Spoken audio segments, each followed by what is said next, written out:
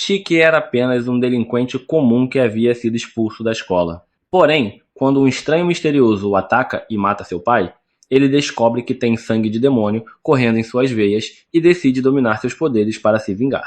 Há muito tempo, uma raça de demônios chamada Oni vivia no Japão, destruindo tudo e matando humanos como quisessem, sem que ninguém ousasse enfrentar eles. Mas então surgiu um homem corajoso chamado Mamo, que se tornou o salvador da humanidade. Ele atacou a base dos Oni, matando milhares deles, mas isso foi apenas o início de uma longa guerra entre Mamato e os Oni, um conflito que continua até a Era Moderna. Sem saber como essa antiga lenda está ligada ao seu destino, um adolescente chamado Shiki limpa sua coleção de armas de fogo enquanto conversa com um amigo ao telefone. Ele ri ao contar que foi expulso da escola por causa de uma briga e diz que nem se importa, pois já estava cansado de ver a cara feia dos colegas todos os dias. Nesse momento, seu pai adotivo, Tsuyoshi, chega e lhe dá um tapa na cabeça, exigindo que explique por que foi expulso. Shiki manda que ele o deixe em paz, mas Tsuyoshi se prepara para bater nele de novo por ser um ingrato, só que dessa vez o garoto desvia. Tsuyoshi então pergunta para que servem todas aquelas armas, já que eles administram uma loja de vinhos e não de armas. Shiki provoca dizendo que a loja mal está funcionando porque todos sabem que ele está perdendo clientes. O velho rebate zombando de Shiki por agir de forma arrogante mesmo depois de ser expulso. O rapaz leva para o lado pessoal e diz que nunca será um fracassado como Tsuyoshi, e que se sente aliviado por não terem laços de sangue. Isso fere os sentimentos do homem, mas ele desce para atender uma ligação de negócios. Ao sair para uma entrega, Shiki suspira e deseja que algum homem rico tivesse o adotado. Ele então pratica sua mira, mas uma explosão do lado de fora o assusta. Ao sair para ver o que aconteceu, uma densa névoa impede sua visão. De repente, uma rajada de névoa negra sai da neblina e o faz cair para trás. A névoa o agarra pela perna, arrastando-o para fora antes de largar ele na rua. Ao se levantar confuso, um velho assustador vestido de branco aparece para atacar ele. No entanto, Tsuyoshi surge dirigindo seu carro e atropela o agressor, mandando Shiki entrar no veículo. Ele arranca a toda velocidade, dizendo que a única opção agora é deixar o país. Shiki, ainda sem entender nada, pergunta como ele pôde matar um homem com um carro, mas Tsuyoshi afirma que o sujeito não morreu e que precisam fugir. Ele então fala sério com o garoto, dizendo que não há muito tempo. Shiki é descendente dos Oni, e o homem que o atacou é descendente de Mamo. O rapaz acha que é piada, mas o pai garante que está falando a verdade. Nesse instante, uma lâmina feita de névoa negra perfura o teto do carro, e Tsuyoshi desvia por pouco. Percebendo que o inimigo os alcançou, Tsuyoshi vê as janelas do carro serem cobertas pela névoa negra, cegando-os completamente. Ele para o veículo perto de um armazém abandonado e ordena que Shiki corra para se esconder. Logo depois, o carro explode, e ao se virar, ele percebe que o garoto sumiu. Felizmente, vê um rastro de névoa entrando no armazém e entende que o filho foi levado para lá. No interior, Shiki está preso em uma teia gigante feita da névoa negra, diante de um homem assustador chamado Samadari. Este diz que o sangue de Oni que corre nas veias do garoto o torna apenas uma praga, e que exterminar esse tipo de criatura é trabalho da agência Mamotero. Shiki, atônito por Samadari ter sobrevivido ao atropelamento, vê Tsuyoshi entrar e afirmar que a lenda de Mamo é real. Há milhares de anos, Mamo e os Oni guerreiam por meio de seus descendentes, que herdaram seu sangue. Com o tempo, os descendentes de Mamo se uniram e formaram a agência Mamotero, ganhando vantagem e forçando os Oni a se esconder entre humanos para sobreviver. Shiki ainda não compreende nada, mas Tsuyoshi diz para deixar que o papai resolva. Samadari cria 2 espadas de névoa negra, e Tsuyoshi, em resposta, libera a mesma habilidade para enfrentar ele. Os dois avançam e cruzam suas lâminas, liberando uma poderosa onda de choque.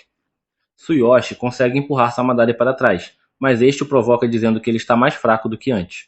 Ele explica que a névoa negra é uma habilidade única dos descendentes de Mamo e que Tsuyoshi foi seu veterano na agência. Shiki fica surpreso ao descobrir que seu pai é descendente de Mamo, mas Tsuyoshi afirma que esqueceu completamente esse passado. Samadari pergunta se ele também esqueceu o quão perigosos os Oni são, e declara que, pelos crimes de abrigar um Oni, Tsuyoshi também será eliminada. O velho reage atacando primeiro, mas ambos se mostram iguais em força. Shiki só consegue observar a luta alucinante, enquanto Samadari questiona por que ele insiste em proteger um monstro que só vive para destruir. Tsuyoshi manda Samadari calar a boca e tenta causar um golpe sério, mas o inimigo é muito mais rápido do que ele esperava. Samadari desvia facilmente do ataque e contra-ataca com uma sequência extremamente veloz, ferindo Tsuyoshi gravemente e deixando-o inconsciente.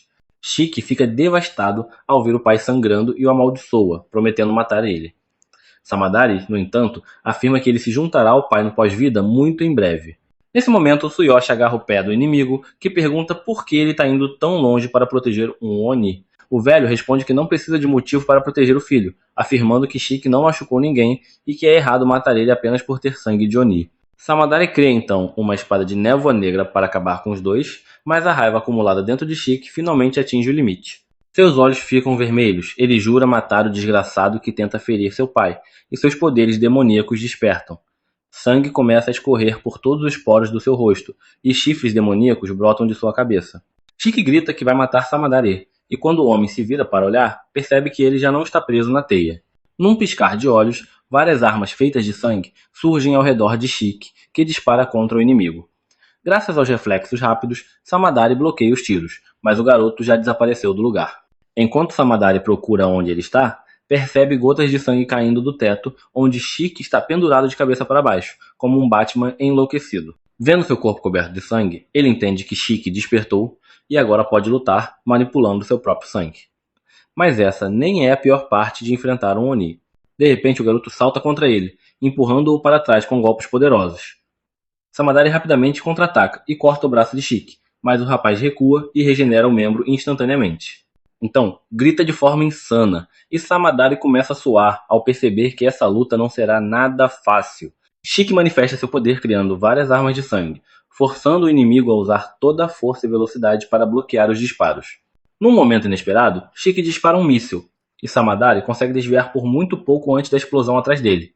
O homem mais velho é obrigado a recuar diante do ataque implacável, mas tenta virar o jogo arremessando sua espada para abater ele rapidamente. Não adianta. Shiki alcança-o e o chuta para longe. Cansado e ferido demais para reagir rápido, Samadari tem o rosto pisoteado antes que Shiki despeje sobre ele um arsenal inteiro de munição. Mesmo assim, Samadari sobrevive, embora gravemente ferido, e o amaldiçoa. Subitamente, Shiki desaba, suas armas de sangue se desfazem e sua transformação é desfeita.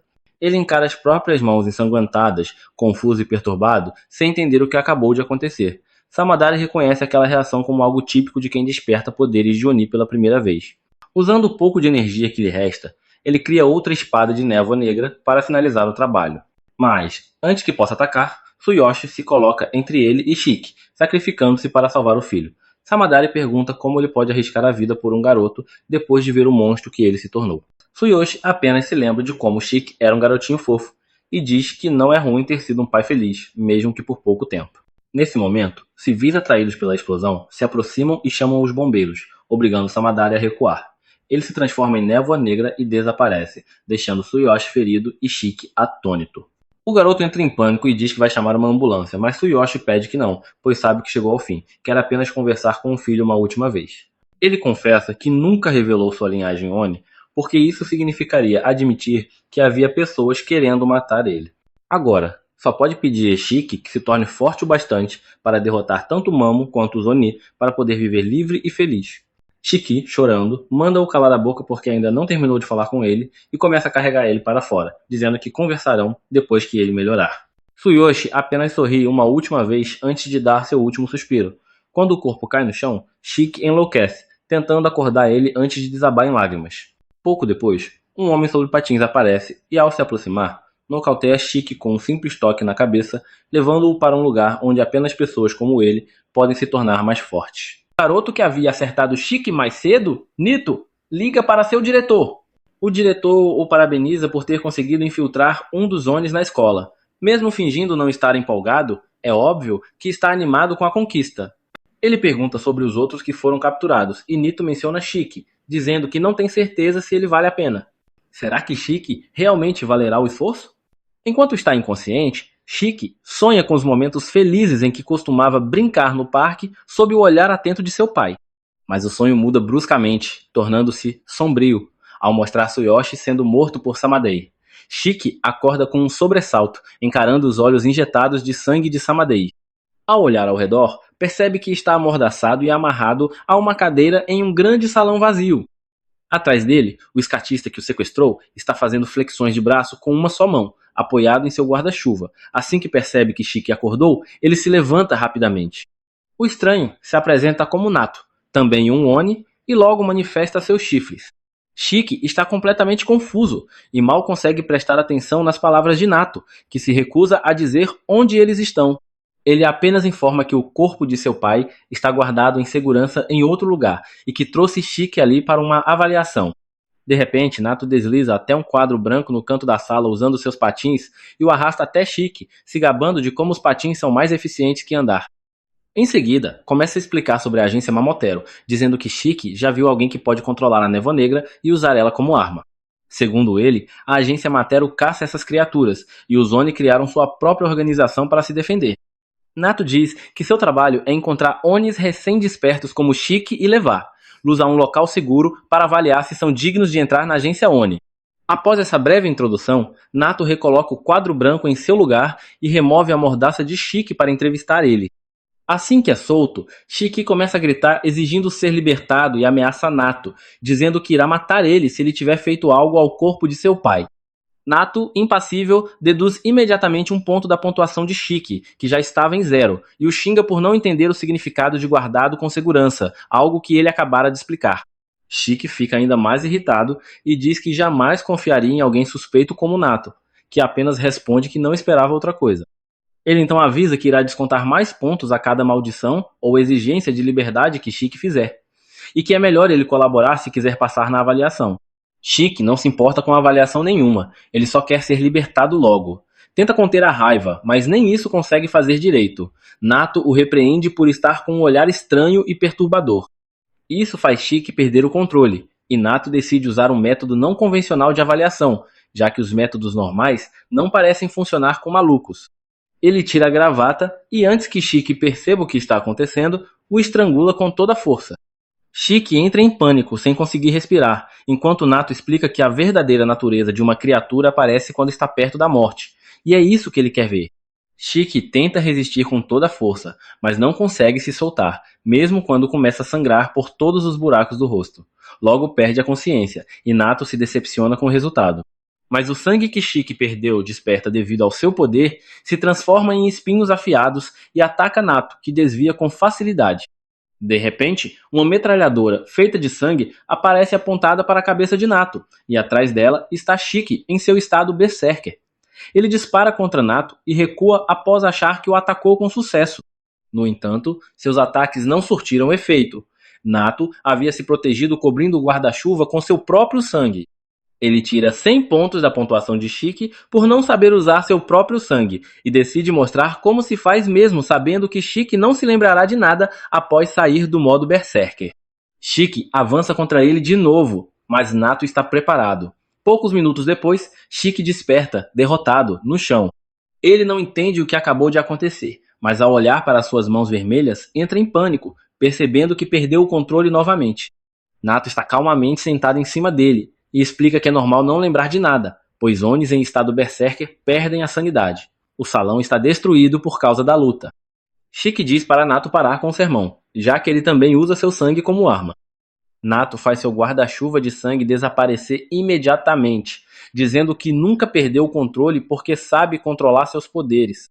Em seguida, declara que não há mais nada a dizer, pois Shiki está desqualificado para entrar na agência Oni.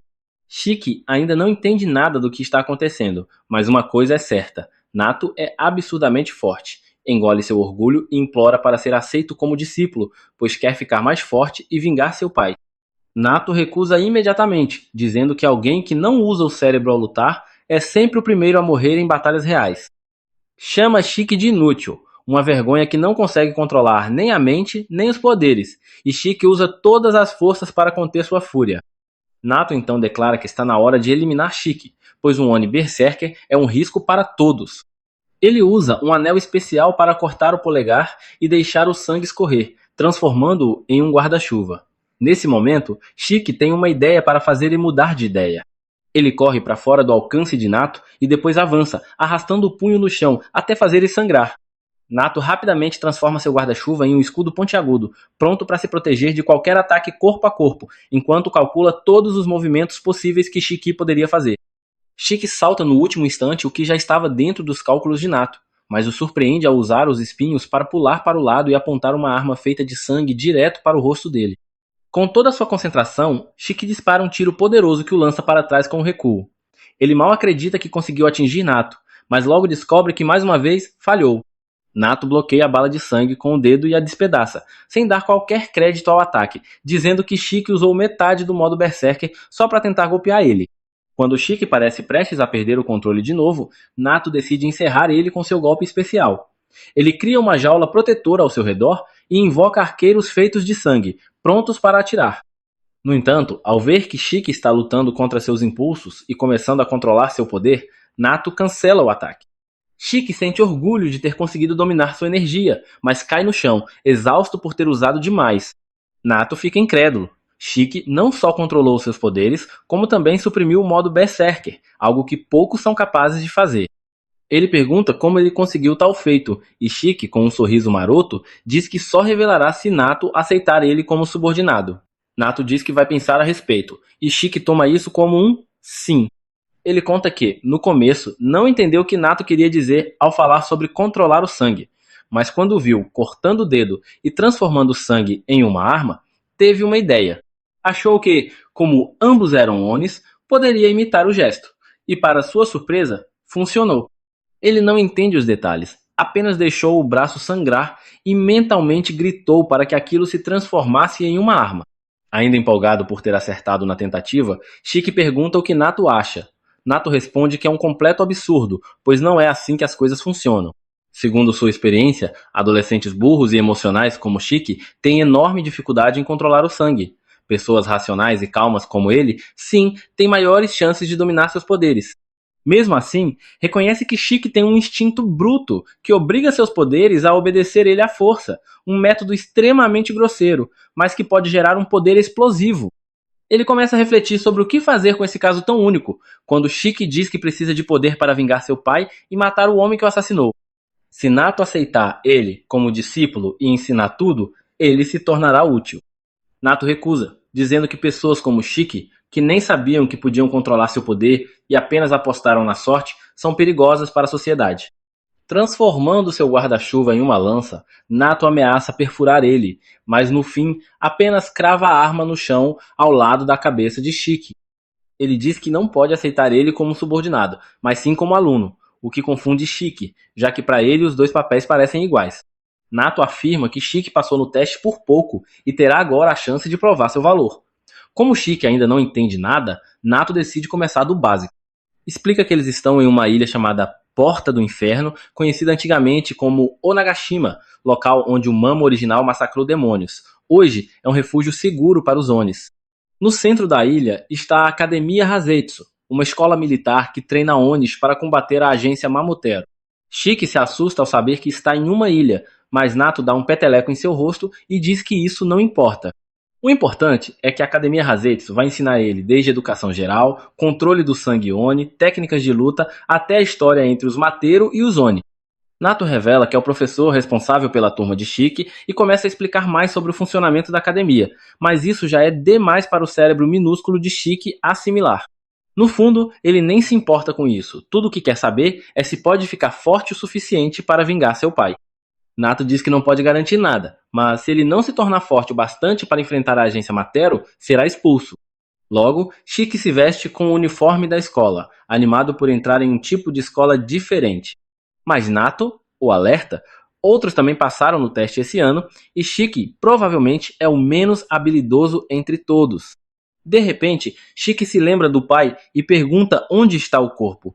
Nato responde que o colocaram no necrotério, pois queriam que o próprio Chique realizasse o funeral conforme suas crenças. Ele fica abatido ao pensar na morte do pai, e Nato o repreende, dizendo que ficar deprimido é perda de tempo. Se ele quer vingança, precisa focar em ficar mais forte. Chique comenta que Nato parece ser um cara legal no fim das contas, o que deixa Nato envergonhado, fazendo-o sair correndo, dizendo que se Chique não chegar na sala antes dele, será expulso. Chique consegue acompanhar ele. E enquanto pensa em como entrar na sala da melhor forma para gerar o máximo de aura, Nato simplesmente o chuta a porta dentro. Sentindo que entrou de maneira ridícula e perdeu pontos de aura, Chique, com o nariz sangrando, pede lenços a um garoto mascarado chamado Jin. Jin se revela ainda mais sombrio e cheio de atitude do que o próprio professor Nato. Ele olha para Chique com desprezo e diz para ele parar de falar com ele. Chique, irritado com a arrogância, começa a provocar ele por ainda não ter manifestado seus chifres. Em resposta, Jin faz seus chifres aparecerem com facilidade e afirma que só novatos burros que não conseguem controlar os próprios chifres os exibem o tempo todo. Esse comentário ofende outro aluno chamado Akari, que também tem dificuldades em controlar os seus. O clima começa a ficar tenso na sala de aula, com Chique ficando cara a cara com Jin, e parece que uma briga vai estourar a qualquer momento. Mas, antes que algo aconteça, Nato aparece repentinamente atrás deles, e Chique se dá conta de que está sentado bem ao lado de Jin, sem sequer perceber quando foi colocado ali. Joen também está surpreso, mas Nato não se importa com o espanto dos alunos e ele diz que não tem tempo para lidar com as birras deles. Em vez disso, anuncia que a primeira aula será uma brincadeira de pega-pega. Ele leva todos os alunos para a floresta e diz que eles têm 1 hora para voltar para a escola sem serem pegos por ele. Nato então declara que qualquer um que não conseguir voltar dentro do tempo será expulso, ignorando completamente as reclamações de Chique. Nato ainda explica que os alunos estão liberados para usar seus poderes, mas ele só utilizará os dele se alguém entrar em modo berserker. Jin responde com confiança, dizendo que pode acabar morto se não usar seus poderes, ao que Nato responde friamente que, se alguém conseguir matar ele, se formará instantaneamente e poderá entrar em qualquer esquadrão para lutar contra a agência Mateiro. Ele deixa claro que a escola serve para preparar-los para os desafios da vida real e que irá testá-los a cada passo do caminho. Quando pergunta se todos estão prontos, Chique responde com determinação, dizendo que vai dar tudo de si e passar em todos os testes. Este é o primeiro teste para Chique e os outros estudantes admitidos na Academia Hetsu, cujo nome oficial é Onitag. Para explicar as regras do Onitag, os participantes devem retornar à academia dentro de 1 hora sem serem pegos pelo jogador que está atuando como o Ichi, neste caso, o professor da sala deles, Naito. Naito menciona mais uma regra. Os estudantes precisam ter em mãos uma das 2 orbes especiais para alcançar o objetivo. Logo após dizer isso, Naito arremessa as 2 orbes para longe, informando que, mesmo que os alunos consigam voltar à academia, não será válido se não tiverem uma orbe com eles. Guji pergunta a Naito como todos poderiam passar se só existem 2 orbes por rodada. Antes que Naito possa responder, Ikari percebe que os alunos terão que lutar entre si pelas orbes. Naito confirma essa informação e explica que eles serão divididos em 3 grupos. Os alunos terão que lutar dentro dos seus grupos para obter a orbe. Ele escolhe Omar, Chique e Jin para o primeiro grupo, coloca Segundo e Guji no segundo grupo, e os 2 restantes, Rokuro e Kima, ficam no terceiro grupo. Como os grupos 2 e 3 têm apenas 2 membros cada, eles só terão acesso a uma orbe. Isso significa que, enquanto o grupo 1 poderá ter até 2 vencedores, os grupos 2 e 3 terão apenas 1 vencedor cada. Assim, pelo menos 3 dos estudantes novatos serão expulsos da academia. Sem mais nada a explicar, Naito manda todos se prepararem. É então que Chique interrompe, gritando que não quer estar no mesmo grupo que Jin, chamando-o de esquisitão mascarado. Naito deixa claro que, se algum aluno tiver objeções às regras estabelecidas pelo professor, está livre para sair da academia, e isso inclui Chique. E como ele não quer ser expulso, não tem outra escolha senão aceitar as regras. Omari, bastante tímida, se aproxima de Chique com relutância e diz que não é boa sendo o Oni, então fará o possível para não atrapalhar ele durante o jogo. Chique, por sua vez, não acredita que uma garota de verdade tenha se aproximado dele. Em toda sua vida, meninas sempre se afastaram por ele ser um delinquente. E agora, ao falar pela primeira vez com uma mulher de verdade, ele se apaixona imediatamente, prometendo proteger ela a qualquer custo. Omari explica, um pouco desconfortável, que não é isso que ela queria, apenas queria se familiarizar com ele. Ela então vai falar com outro colega de grupo, Jin, mas ele a ignora completamente, deixando-a em lágrimas.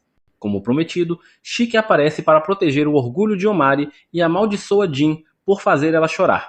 Ele tenta acalmar ela, dizendo que alguém tão fofa quanto ela não deveria estragar o rosto chorando. Depois se corrige, dizendo que na verdade chorar a deixa ainda mais fofa.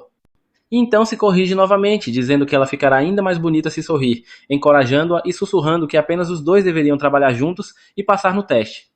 Agora que Omari se acalmou, Chique volta sua atenção para Jin e começa outra briga. Jin, completamente impassível, chama Shiki de buscador de atenção, por tentar provocar confusão a cada 5 segundos. De qualquer forma, Jin diz para Shiki desistir, acreditando que ele será expulso da academia. Mas Shiki declara que tem um objetivo e que vai se formar para alcançar ele. Jun zomba dizendo que o objetivo de Shiki deve ser tão insignificante quanto a existência dele, o que faz Shiki ferver de raiva. Antes que ele possa começar mais uma briga inútil e perder o tempo de todos, Naito o impede e manda o grupo 1 entrar na área de teste. Ele explica que, quando o grupo 1 terminar a prova, os grupos 2 e 3 farão o teste sequencialmente. Enquanto Shiki e Jin entram rapidamente para procurar a orbe, Omari fica para trás, hesitante e sem saber o que fazer. Enquanto corre pela floresta, Jin nos dá uma pista sobre seu verdadeiro objetivo: entrar para uma unidade específica para encontrar uma certa pessoa. E para alcançar esse objetivo, ele está disposto a tudo, até mesmo matar Naito, pois isso lhe garantiria a graduação imediata e a escolha da unidade Oni que quiser. Enquanto isso, Shiki persegue Jin, determinado a lhe ensinar uma lição por menosprezar seu sonho. Armado com um bastão de madeira, Shiki o ameaça, dizendo para ele retirar o que disse ou lutar. Cansado de aguentar Shiki, Jin tira sua máscara por um instante, revelando um rosto horrivelmente marcado por cicatrizes, e se prepara para a luta. Shiki não se intimida nem um pouco e diz para Jin vir com tudo. Jin ativa seu sangue Oni, moldando-o com precisão em várias brocas presas ao seu braço direito. Shiki, por outro lado, mal consegue controlar seu próprio sangue Oni e começa a perceber que talvez tenha cometido um erro ao iniciar essa luta. Mesmo assim, ele admite para Jin que ainda não é bom em ser um Oni, mas deixa claro que não vai recuar, pois precisa defender a honra da morte de seu pai, que Jin havia chamado de insignificante. Join, que não sabia disso, parece ainda mais animado para acabar com Shiki ao descobrir esse motivo. Shiki morde os dedos, tentando mais uma vez transformar seu sangue em arma, mas diferente da luta contra Naito, ele falha. Sem escolha, ele continua com o bastão de madeira.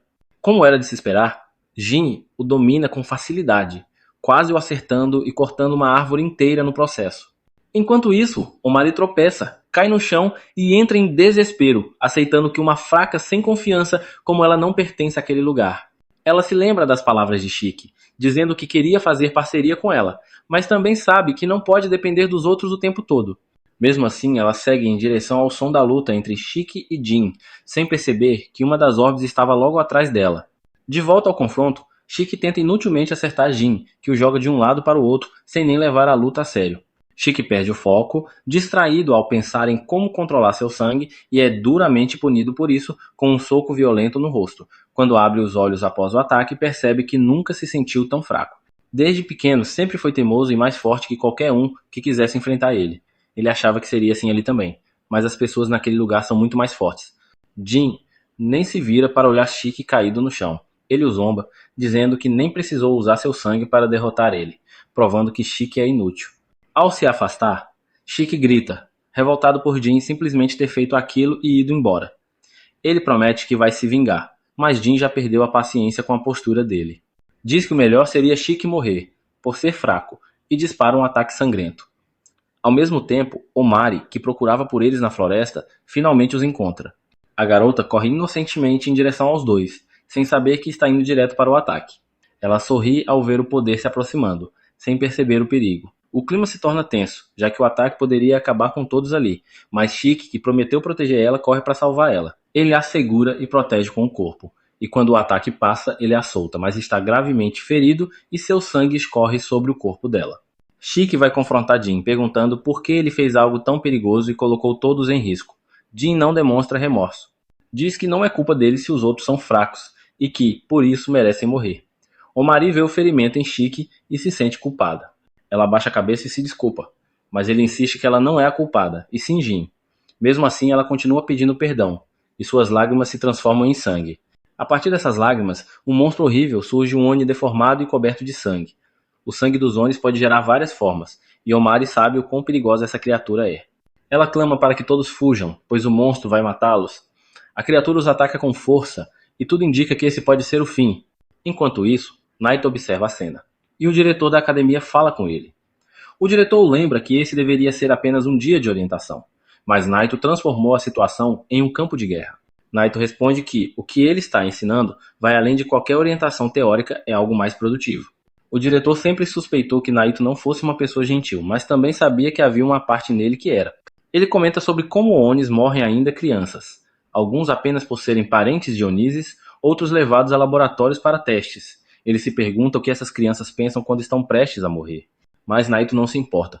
Para ele, um Oni fraco merece morrer. Shiki consegue sobreviver ao ataque da criatura e se pergunta se Jin também sobreviveu. Jin salta de dentro de um arbusto e volta ao campo de batalha, pronto para continuar lutando. Shiki corre até o mar e pergunta se ela consegue controlar o monstro, mas ela admite que não. A criatura se alimenta do sangue dela, e ela está perdendo muito. Shiki entende que precisa tirar ela dali imediatamente. Ao se aproximar, percebe algo estranho o monstro. Em vez de atacar ela, parece estar tentando proteger ela. Ele se pergunta o que poderia ter causado aquilo, mas não para. Ele tenta alcançar ela, mas o monstro cospe sangue e o arremessa. Ele ouve Omar chamar o monstro de irmã, e percebe que pode ser um trauma. Omar diz a ele que deveria fugir, mas ele não pode fazer isso. Ele a lembra de que ela está perdendo sangue e pode acabar ficando sem. Ela não se importa consigo mesma ou com sua saúde, e está bem em morrer, mas ele está preocupado. Ela precisa encarar o fato de que está por um fio, e ele só quer ajudar. Saber que é tão fraco assim nem é difícil, é simplesmente patético. Ele se lembra de como viu seu pai morrer e era fraco demais para fazer qualquer coisa, e mesmo agora continua sendo fraco. Ele começa a chorar porque seu sangue não consegue liberar nada. Jin aparece e diz para ele ir embora se quiser chorar. Jin corre para lutar e admite que o golpe que levou do monstro ainda o está afetando. Mas, se ele fugir agora, vai morrer, então não pode. Ele se fere para liberar seu sangue e ativa a liberação de sangue do Eclipse.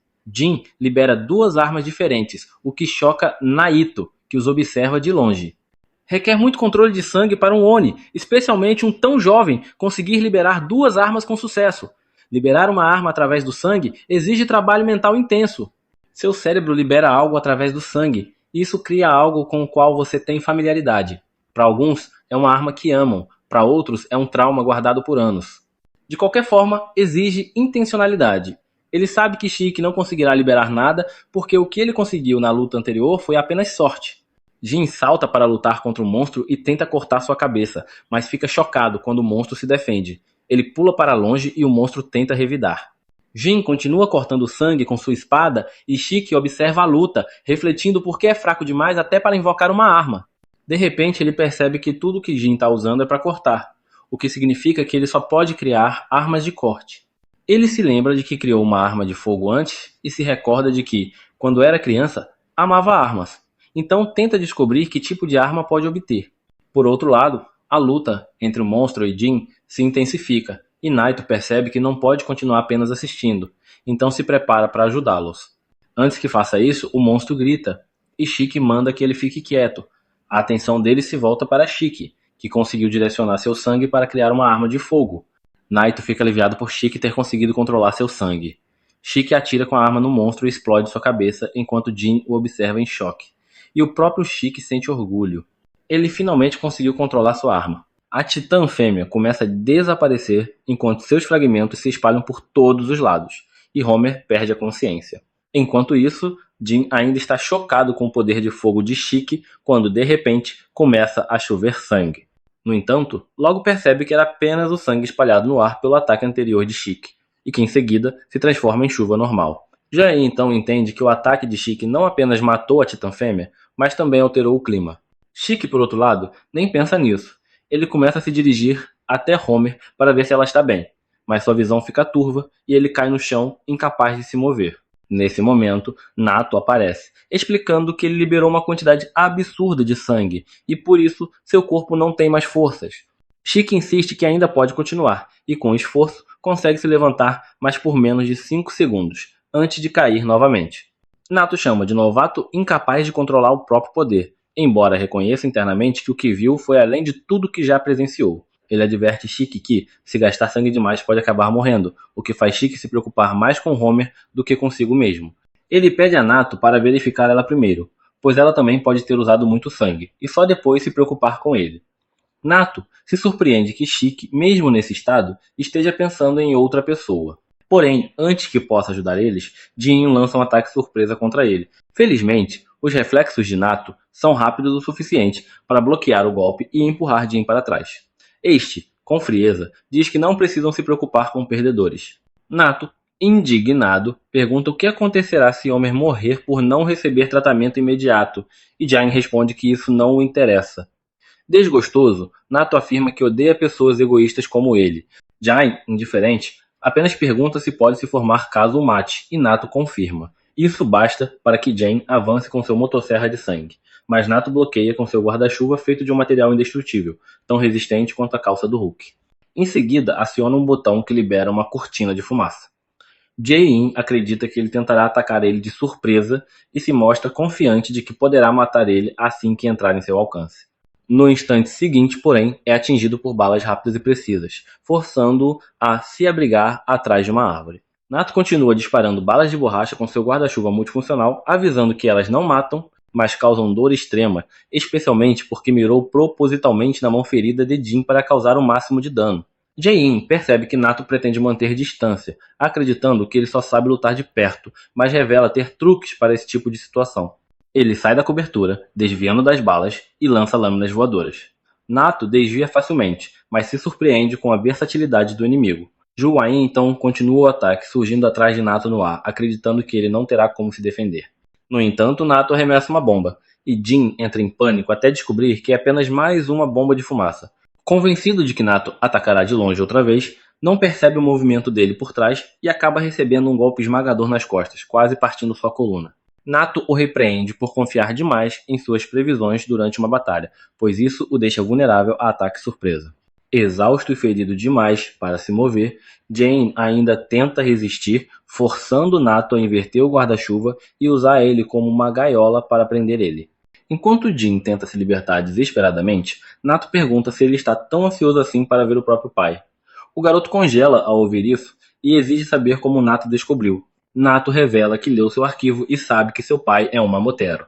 Essa revelação deixa Chique surpreso, pois percebe que ambos têm passados semelhantes, mas Jin reage com puro ódio, confessando que seu pai não apenas é um mamotero, como também foi o responsável por destruir sua vida. Matou sua família, fez experimentos nele e deixou cicatrizes por todo o seu corpo. Jin se lembra de ter sobrevivido comendo lixo e alimentando um ódio crescente, jurando que um dia matará o próprio pai, mesmo que isso custe sua vida. Tomado pela fúria, Joey libera uma onda repentina de energia, conseguindo arrancar a gaiola que o prendia. Contudo, antes que possa agir, Nato o agarra pelo rosto e o esmaga contra o chão, chamando-o de garoto estúpido. Ele o alerta que, se morrer perseguindo um objetivo sem pensar, será apenas um idiota que nunca verá seu sonho realizado. Ele diz a Jin para viver com o propósito de realizar seu sonho, mesmo que isso signifique aceitar a derrota e a humilhação. Com essas palavras, Jin finalmente para de se debater, imobilizado pela situação. Nato então entra em contato com a escola para solicitar a presença de uma enfermeira, informando que há um aluno ferido. Ele comunica que Homer foi retirado do teste devido à perda de sangue e que Jin está preso. Enquanto isso, Chique permanece de pé, e Nato avisa que restam apenas 6 minutos até o fim do tempo limite. Segurando uma das bolas nas mãos, Nato dá a Chique duas opções: tentar tomar a bola dele ou encontrar a bola restante em 5 minutos e chegar à escola. Chique reclama que isso não é justo, mas reconhece que não tem escolha a não ser seguir as regras de Nato. Determinado, ele sai correndo, e Nato decide seguir ele para observar suas ações. Enquanto isso, Jane está sentada em silêncio, amarrada a uma árvore, quando de repente, Chique surge dos arbustos próximos. Ele se aproxima de Jane e propõe libertar ele, mas com uma condição: eles precisam trabalhar juntos. Jane fica surpreso com a oferta, e Chique argumenta que nenhum dos dois pode derrotar Nato sozinho, mas, juntos, tem uma chance. Jin, orgulhoso, recusa ajuda, dizendo que ser resgatado por um idiota, como Chique feriria seu orgulho. Chique, sem paciência para discutir, questiona se o orgulho de Jin é mais importante que seus objetivos, já que ficar ali sentado não o levará a lugar algum. Intrigado, Jin pergunta por que Chique se importa tanto, e ele revela que seu pai também foi um mamatero, o que deixa Jin atônito. Chique, em um momento inspirado, faz uma referência a Naruto, dizendo que eles são iguais, compartilhando um laço em comum. Enquanto isso, Nato procura por Chique, e ao não encontrar ele, começa a duvidar se ele voltou. De repente, ele avista Chique correndo e xingando Jain, decidindo encurralar ele imediatamente. Quando Nato intercepta Chique, ele o provoca, dizendo que o tempo está se esgotando, enquanto exibe a bola em sua mão. Chique, em seus pensamentos, amaldiçoa Jin, não por ele não estar ajudando, mas porque, mesmo após ser resgatado, Jin queria estar no comando. Nesse momento, Jae-in salta de cima sobre Nato, mirando a bola, mas Nato desvia facilmente. No entanto, o ataque era apenas uma distração. Jin lança uma pedra amarrada a uma corda, que rapidamente prende Nato. Shiki agarra a outra ponta da corda e juntos, ele e Jin começam a puxar Nato com toda a força. Nato, confiante, crava os pés no chão, certo de que os dois não têm resistência suficiente para vencer ele. De repente, Jin dispara uma lâmina de sangue em direção a Nato, forçando-o a desviar. O movimento desequilibra Nato, e Shiki aproveita a oportunidade, correndo e acertando a bola, que sai das mãos de Nato e cai perto de Jin. Nato acredita que, se Ju-In tentar levar a bola à escola, Shiki tentará roubar ela e planeja aproveitar a disputa entre eles. Para sua surpresa, Shiki instrui Ju-In a pegar a bola e correr. Jae-in obedece e Shiki o incentiva com entusiasmo, proclamando que conseguiram tomar a bola de Nato. No entanto, Nato o lembra que apenas quem entregar a bola na escola passará no teste, o que significa que nesse momento apenas Jain teria sucesso. Shiki fica atordoado ao perceber isso, e Nato nota que ele age impulsivamente, sem considerar os custos e benefícios de suas decisões. Arrependido, Shiki grita para Jin voltar, mas ele já está muito longe para ouvir.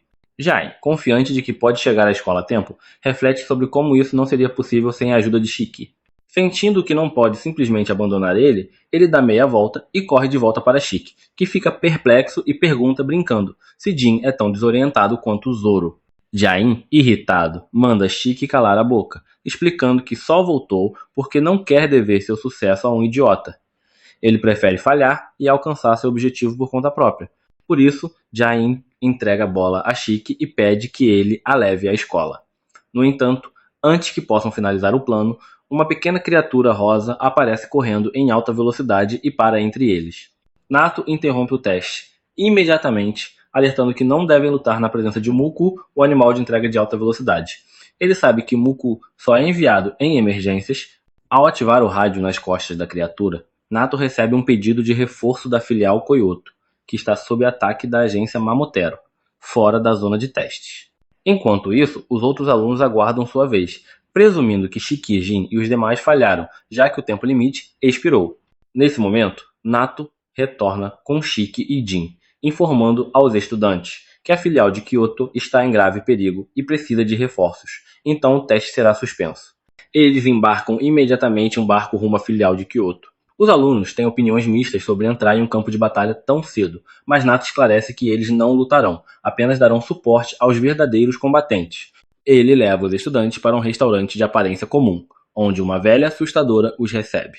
Ao chegarem à sala de estar, a mulher revela uma escadaria secreta subterrânea que os conduzirá ao seu destino. Enquanto isso, em outro local, Tsubakiri, um capitão da agência Mamotero, acaba de caçar uma unidade de Oni. Ele os chama de um bando de vermes fingindo ser soldados. Sua vice-capitã, Yamogi, reclama que ele exagerou novamente, apontando a bagunça que ele causou, o que será um transtorno para limpar. Tsubakiri responde que simplesmente fica muito irritado ao ver esses vermes e deseja que tivessem enfrentado uma Oni fêmea, pois elas são mais resistentes e suportam mais dor que os machos, tornando-as ideais para seus experimentos. Yamogi considera os experimentos dele repugnantes, especialmente uma criatura que se aproxima deles. Tsubakiri a repreende por ser fria com sua criação favorita, uma mistura de cachorro, macaco e fazão, que ele batizou de feio. Yamoji concorda apenas que o nome é apropriado. Tsubakiri explica que feio é tanto um importante espécime de pesquisa quanto um membro leal de suas armas biológicas anti-Oni. Yamogi retruca que o trabalho deles é matar Oni perigosos e salvar civis, e que ele deveria contribuir mais para isso em vez de perder tempo com pesquisas macabras. Tsubakiri insiste que o sangue dos Oni é fascinante e que ele está ajudando à sua maneira. Ele acredita que, se conseguirem controlar o sangue dos Oni, isso ajudará enormemente a agência Mamotero. Melhor ainda, se transformarem o fator de cura do sangue Oni em um medicamento, poderiam ficar mais ricos que Alan, Jeff e Zook juntos. Yamoji lembra que até os Mamoteros têm habilidades semelhantes, mas Tsubakiri argumenta que não é ético experimentar em pessoas. Para ele, os Oni são apenas vermes, e experimentar eles é justificado, já que simplesmente matar eles é um desperdício. Um jovem Oni, aterrorizado, ouve tudo isso escondido atrás de um canto, tentando ao menos ficar quieto. Quando ouve os passos dos dois agentes da Mamotero se afastando, ele suspira aliviado, mas esse é seu erro fatal, pois Tsubakiri o escuta e imediatamente vai até ele. A criança entra em pânico, e Tsubakiri decide levar ela ao laboratório. Yamogi sugere nocautear ela para evitar problemas, mas, ao tentar sedar ela sem anestesia, uma gota de sangue respinga no casaco de Tsubakiri. Yamoji percebe que isso trará problemas, não para ela, mas para o jovem Oni. Tsubakiri se aproxima e começa a chutar ele, dizendo que, embora seja fascinado pelo sangue dos Oni, considera-o algo imundo e não tolera sujar seu uniforme. Ele pergunta à criança se seus pais vivem por perto e se estavam no grupo que ele acabou de matar. Sem resposta, ele ergue os corpos dos Oni mortos para mostrar eles, perguntando se os pais dela estão ali. A criança, paralisada de medo, não consegue falar, e Tsubakiri decide esmagar ela com os cadáveres. Yamogi fica horrorizada, pois, de todas as habilidades dos mamoteros que já viu, a de Tsubakiri é a mais diabólica. A névoa negra que sai de seus corpos é na verdade uma bactéria especial que vive em seu sangue, usada para criar armas. Tsubakiri, porém, usa essa bactéria para controlar cadáveres, algo que Yamoji ainda não consegue aceitar. Logo, Tsubakiri termina de matar o menino e ordena que Feio coma o bolinho de Oni gigante, enquanto eles continuam em busca de mais vermes para matar. Enquanto isso, Shin e outros estudantes caminham por um amplo túnel. Nato explica que algumas lojas na área têm acesso a esse túnel, que leva à base deles. Eles logo chegam a um portão que os conduz a um espaço abaixo do templo Uruda, decorado como uma casa tradicional japonesa. Os estudantes ficam impressionados, e Nato revela que ali é a sede da divisão de Kyoto da agência Oni. Nesse momento, o médico sai de uma sala reclamando do excesso de trabalho, mas sua atitude muda ao ver Nato. Ele o cumprimenta animadamente e começa a arrumar o cabelo ao notar uma garota loira atraente, que o rejeita imediatamente. Isso não abala o médico, acostumado a rejeições. Shin pergunta quem é esse palhaço e Nato o apresenta como Kyoa, comandante da unidade de apoio da base de Kyoto. Kyoa menciona que ele e Nato foram colegas na academia, mas Nato não tem tempo para a conversa fiada. Ele decide ir diretamente para a linha de frente, e Shin pede para acompanhar ele. Outros estudantes também querem ir, preferindo evitar Kyoa, mas Nato os ignora. Ele diz a Kyoa para usar os pirralhos como quiser, e sai. Uma enfermeira chama Kyoa para voltar ao trabalho e, ao notar os estudantes da academia, manda que se troquem imediatamente, pois precisam de toda a ajuda possível. Eles vestem uniformes de assistentes de enfermagem e vão para o hospital improvisado, onde dezenas de Oni feridos gritam de dor. Um deles, recém-chegado, perdeu as pernas e tem ferimentos graves. Shiki fica horrorizado com seu estado, e a enfermeira diz que ele tem no máximo 3 minutos de vida. Kyoa, sorrindo, assegura que não o deixarão morrer. Shiki o confronta, pedindo que não faça promessas falsas, mas Kyoa aprecia sua honestidade e bondade. Ele diz ser uma figura importante ali e decide mostrar às crianças como o verdadeiro trabalho de apoio é feito.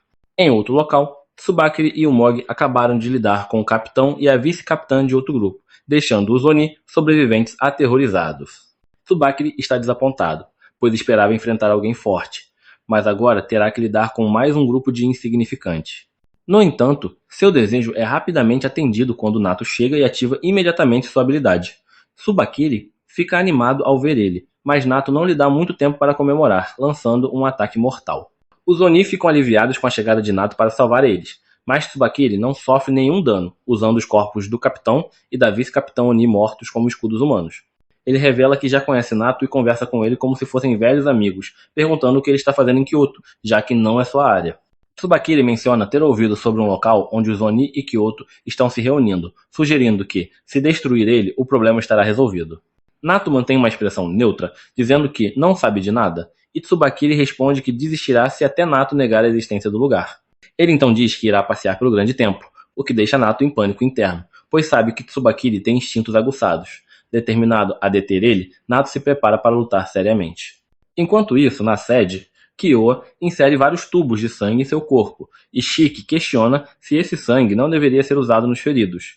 A enfermeira manda Shiki calar-se e observar enquanto Kyoa se aproxima do homem mais gravemente ferido. Ele pergunta ao paciente se prefere regenerar os braços ou as pernas, pois não pode fazer ambos no momento. Com esforço, o homem diz que quer os braços para abraçar seus filhos novamente. Kyoa promete que isso será possível, mas avisa que o processo será extremamente doloroso. Ele corta o próprio pulso, despejando seu sangue na boca do homem, explicando que isso amplifica a capacidade de cura de um Oni comum. Assim que o sangue começa a fazer efeito, o homem grita de dor, e a enfermeira ordena que os estudantes o segurem. Shiki e os outros obedecem, enquanto ela instrui os demais a buscar mais sangue na sala ao lado. Logo, algo começa a surgir nos braços enfaixados do homem, e Shiki fica horrorizado ao ver o que parecem ser dedos humanos. Quando os outros estudantes retornam, os braços do homem se regeneram completamente, e até as graves queimaduras em seu peito cicatrizam. Shiki pergunta a Kyoa se também podem regenerar as pernas, e ele confirma, mas explica que isso deve ser feito gradualmente, com pequenas doses de sangue, pois o homem já consumiu muito e pode desenvolver anticorpos sem ingerir mais.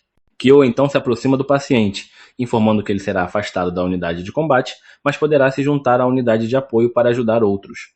Com próteses, ele logo estará brincando com seus filhos, o que emociona o homem às lágrimas. Kyoa se vira para os estudantes, alertando que eles poderiam estar no lugar daquele homem no futuro. Ele reconhece o desejo de glória nas linhas de frente, mas lembra que os combatentes só lutam com coragem porque há uma unidade de apoio para proteger eles. Shiki e outros ficam impressionados e se oferecem para ajudar Kyoa de qualquer forma. Ele pede a Shiki que auxilie com outra questão, levando-o até uma garota deprimida chamada Mei, internada após um ataque da agência Mamotero. Seus pais estão desaparecidos, e Kyoa acredita que a bondade de Shiki pode confortar ela. Shiki aceita a tarefa e conversa com Mei, que, aos poucos, se abre. Ele pergunta sobre a escola, e ela revela que nunca frequentou uma. Enquanto Shiki se pergunta se Mei é uma encrenqueira como ele, a unidade de apoio traz corpos do campo de batalha, e os pais de Mei estão entre eles.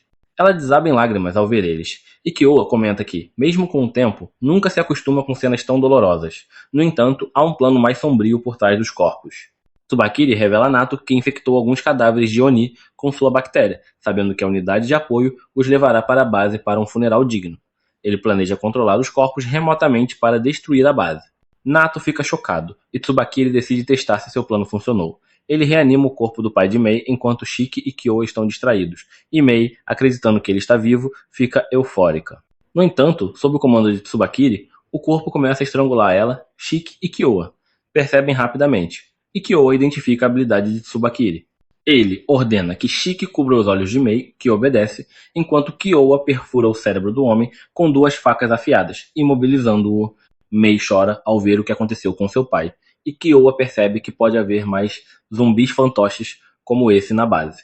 Mas é aí que o vídeo termina. Sob a influência de Tsubakiri, os cadáveres de Oni começam a atacar os trabalhadores da unidade de apoio, sem poupar nem mesmo os Oni já feridos que conseguiram escapar da batalha. Kyoka luta para assumir a liderança em meio ao caos, enquanto ele próprio é atacado por uma dúzia de cadáveres de Oni.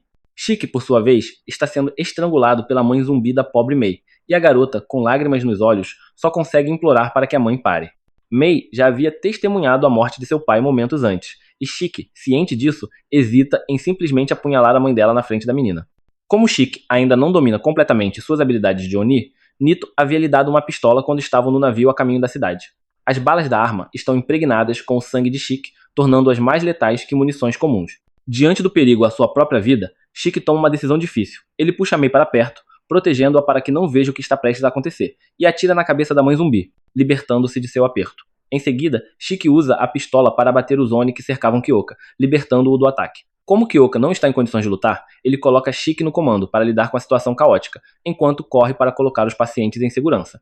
Enquanto isso, os outros estudantes também enfrentam os Oni zumbis. Como não têm pleno controle sobre suas habilidades de manipulação de sangue, eles recorrem aos punhos humanos comuns. Após minutos de luta intensa, conseguem derrubar vários Oni zumbis, mas os mortos-vivos continuam se levantando, tornando a batalha exaustiva e aparentemente interminável. Shiki chega ao local e informa a todos que os cadáveres de Oni estão sob o controle de um Mamataro, e só podem ser detidos se seus cérebros forem destruídos. Jain entra em ação, utilizando sua técnica de eclipse de sangue para cortar os Oni que se aproximam. Shiki, por sua vez, parece estar em um jogo de Call of Duty, atirando nos zumbis com sua pistola.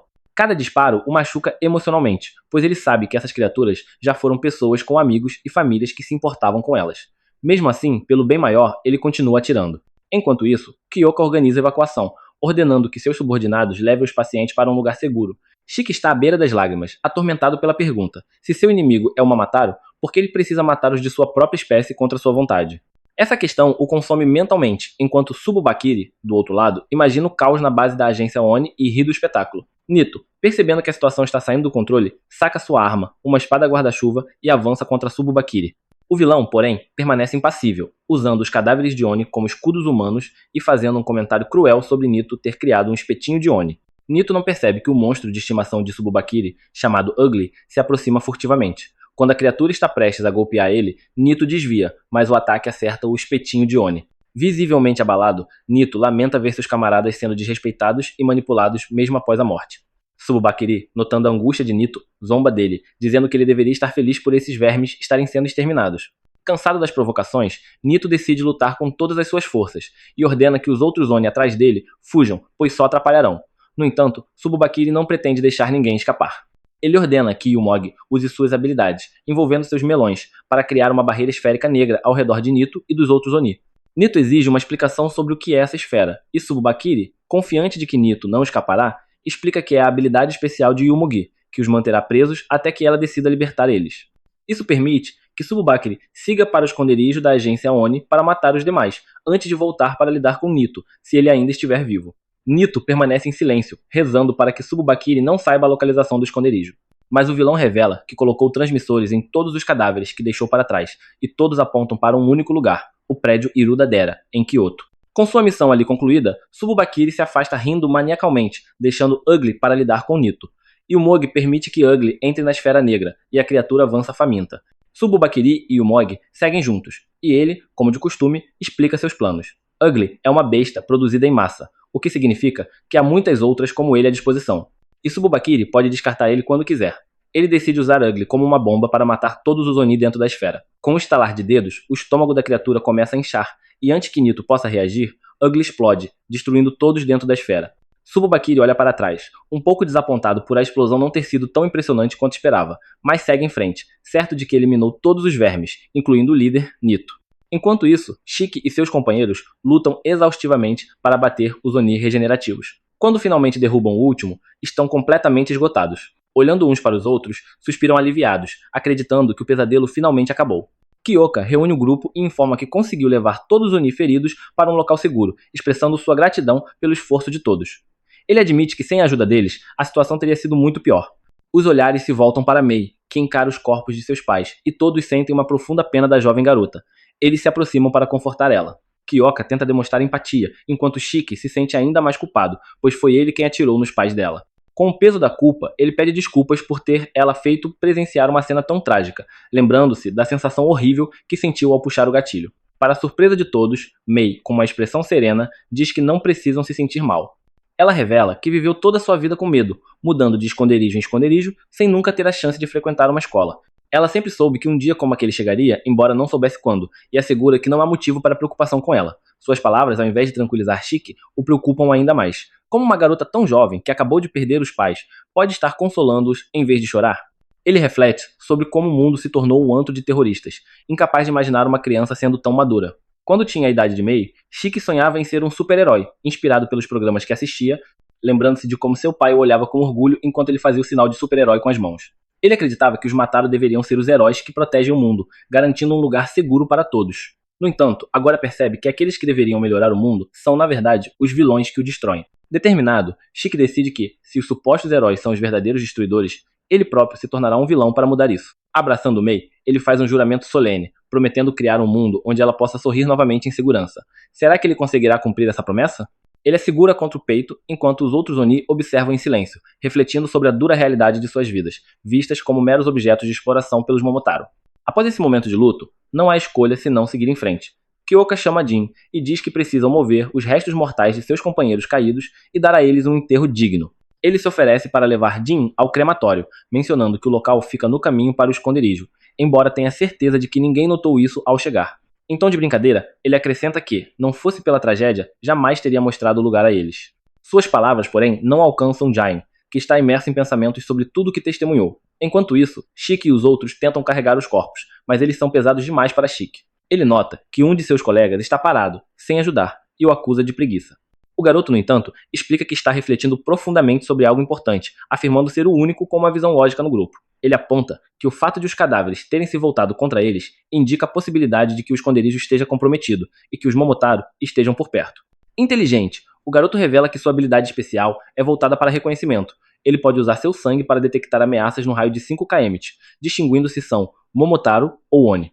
Utilizando seu poder, ele libera seu sangue e varre a área, detectando subitamente a presença de Tubakiri e Yumog nas proximidades. A cena então muda para a entrada de Mizumoto, o esconderijo dos Oni. Tubakiri encontrou o local e já eliminou o guarda. Empolgado, ele entra em contato com a sede da agência, pedindo que enviem os cães criados por seus experimentos para o local. Quando questionado sobre o que está fazendo, ele responde, em tom de deboche, que se trata de uma exploração de Oni e que, para realizar uma terminação em massa de Oni, ele precisará dos cães. Ele solicita um cão específico reservado para ocasiões especiais. Antes de encerrar a ligação, Tsubakiri lembra que, na última reunião dos Momotaro, foi mencionado um Oni especial. Ele pede o arquivo desse Oni também. E o Mod observa as escadas escuras que levam ao esconderijo e presume que o lugar é profundo, provavelmente abrigando muitos Oni. Ela sugere enviar veneno pelas escadas para matar alguns antes de entrarem, mas Tsubakiri, com uma risada maligna, rejeita a ideia. Ele declara que entrará pessoalmente, perguntará o nome de cada Oni antes de matar eles, pois está em busca de um Oni chamado Shiki. Esse Oni especial ele não deseja matar, em vez disso, quer capturar ele vivo, para realizar experimentos e descobrir mais sobre seu poder único. Com um entusiasmo perturbador, Tsubakiri desce as escadas, pronto para explorar. Para Shiki, que ainda não domina seus poderes, a situação promete ser extremamente desafiadora. Por outro lado, Kyowa mostra a Jin o crematório onde queimam todos os amigos mortos. Jae-in fica um pouco chocado ao ver aquilo, e Kyowa comenta que, quando uma guerra com a agência Matero começa, muitas pessoas acabam morrendo. Ele o alerta sobre os perigos da linha em que está pisando, mas diz que não precisa se preocupar tanto, já que consegue se curar de quase qualquer coisa. Logo depois, Kyowa fica excessivamente amigável e pergunta se Jae-in tem namorada. Jae-in ignora completamente o estranho e se afasta. Quando Kyowa corre atrás dele, sente de repente alguém se aproximando por trás.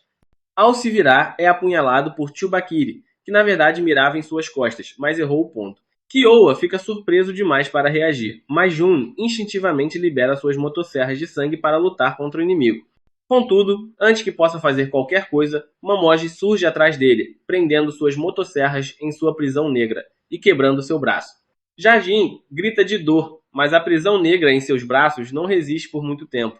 Mesmo assim, ele tenta se concentrar nos inimigos, apesar da dor, percebendo que estavam na pior situação possível. Tanto ele quanto Kyowa estavam feridos e não sabiam quase nada sobre aqueles adversários.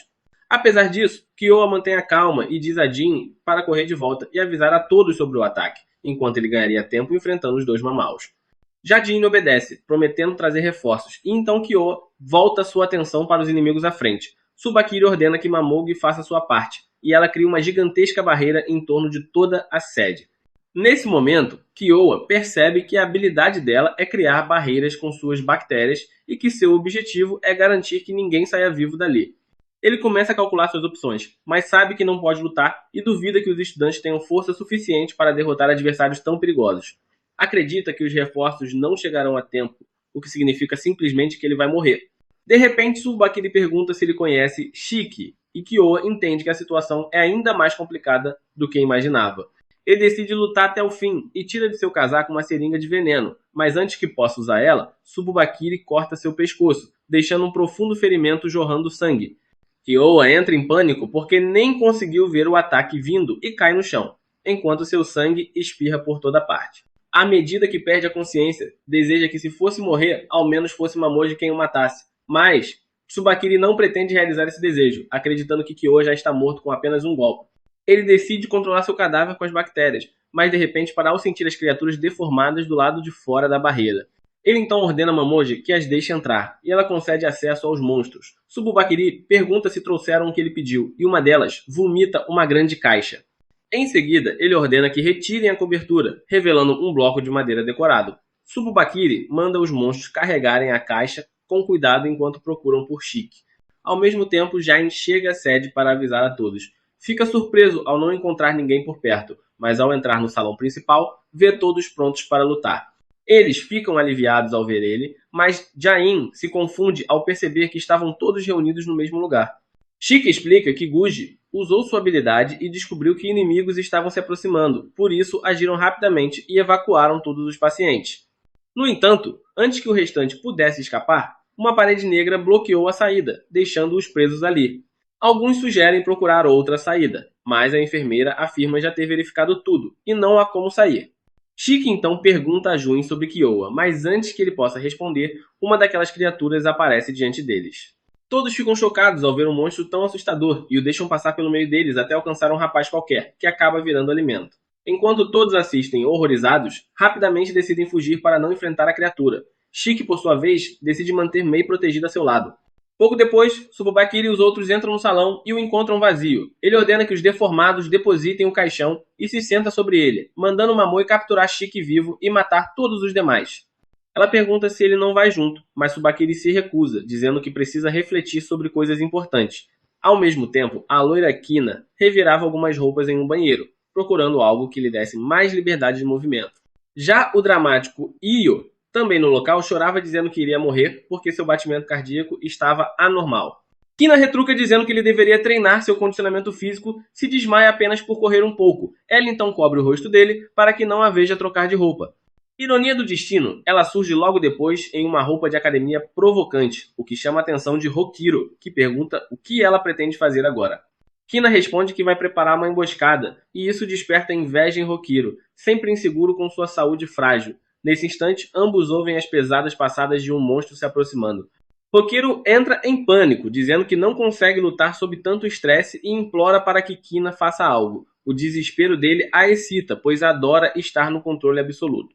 Ordena então que ele se esconda no armário, prometendo lidar com tudo sozinha, e Hokiro, trêmulo, obedece. Kina se posiciona de frente para a porta, aguardando o inimigo. A criatura arrebenta a parede e entra no quarto. Antes de atacar, pergunta se Kina é Shiki. Irritada, ela responde que Shiki é o delinquente de aparência idiota. Ao ouvir isso, o monstro parte contra ela com violência, derrubando o armário onde Hokiro estava escondido, o que o faz desmaiar. Enquanto isso, Kina decide mostrar quem manda, mordendo o próprio dedo e transformando seu sangue em luvas de boxe ao redor de seus punhos. Em outro ponto, Jajin corre de volta para checar Kyoa, enquanto Akari se prepara para enfrentar outra criatura. Ao mesmo tempo, Shiki procura um lugar para esconder Mei e encontra apenas o jardim como opção. Já Hokiro recobra a consciência e encontra o quarto em silêncio. Acreditando que tudo não passou de um pesadelo, decide sair do armário, mas se depara com o rosto do monstro bem diante dele. Aterrorizado, tenta compreender o que acontece, quando a cena fica ainda mais surreal. O monstro se levanta e caminha obedientemente até Kina. Ela acaricia o rosto da criatura, coloca-a em posição e desferra um soco poderoso que o derruba. Sem hesitar, sobe em cima dele e começa a descarregar uma sequência brutal de golpes até que o monstro desmaia. Hokiro fica apavorado com tamanha violência, mas Kina se diverte esmagando o inimigo e pisoteando o indefeso. Sua habilidade, chamada Eu Amo, transforma inimigos cobertos por seu sangue em escravos incapazes de lutar contra ela. Quando Hokiro finalmente sai do armário e pergunta se ela realmente derrotou o monstro sozinha, Kina responde com orgulho que havia dito para deixar tudo com ela. Mas sua motivação não é ser uma mulher confiável que cuida dos outros, e sim uma sociopata que gosta de tornar todos dependentes dela, incapazes de agir por conta própria. No momento, Hokiro já caiu em sua armadilha. Ele se ajoelha diante dela, agradecendo por ter salvado ele, o que ativa ainda mais o instinto de Kina em mimar ele. Ela estende um lençol no chão, deita-o e o cobre, dizendo que não precisa se preocupar com nada, porque ela cuidará de tudo. Hokiro fica nervoso com a proximidade dela, e Kina nota que ele está pálido e fraco.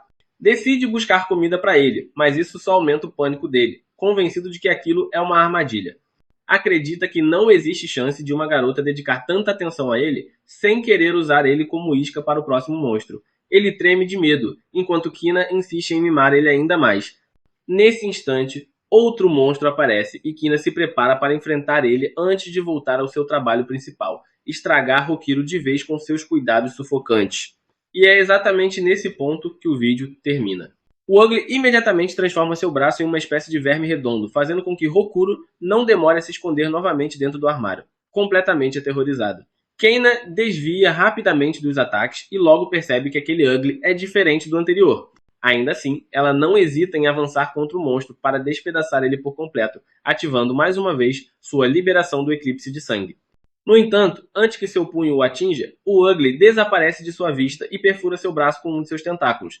Kena recua, mas em poucos segundos seus braços são imobilizados pela criatura. Apesar da luta, o monstro facilmente a esmaga contra o teto para atordoar ela e a faz girar pelo cômodo. O corpo de Kena é arremessado contra as paredes e, em seguida, o Ugly a esmaga contra o chão e o teto consecutivamente.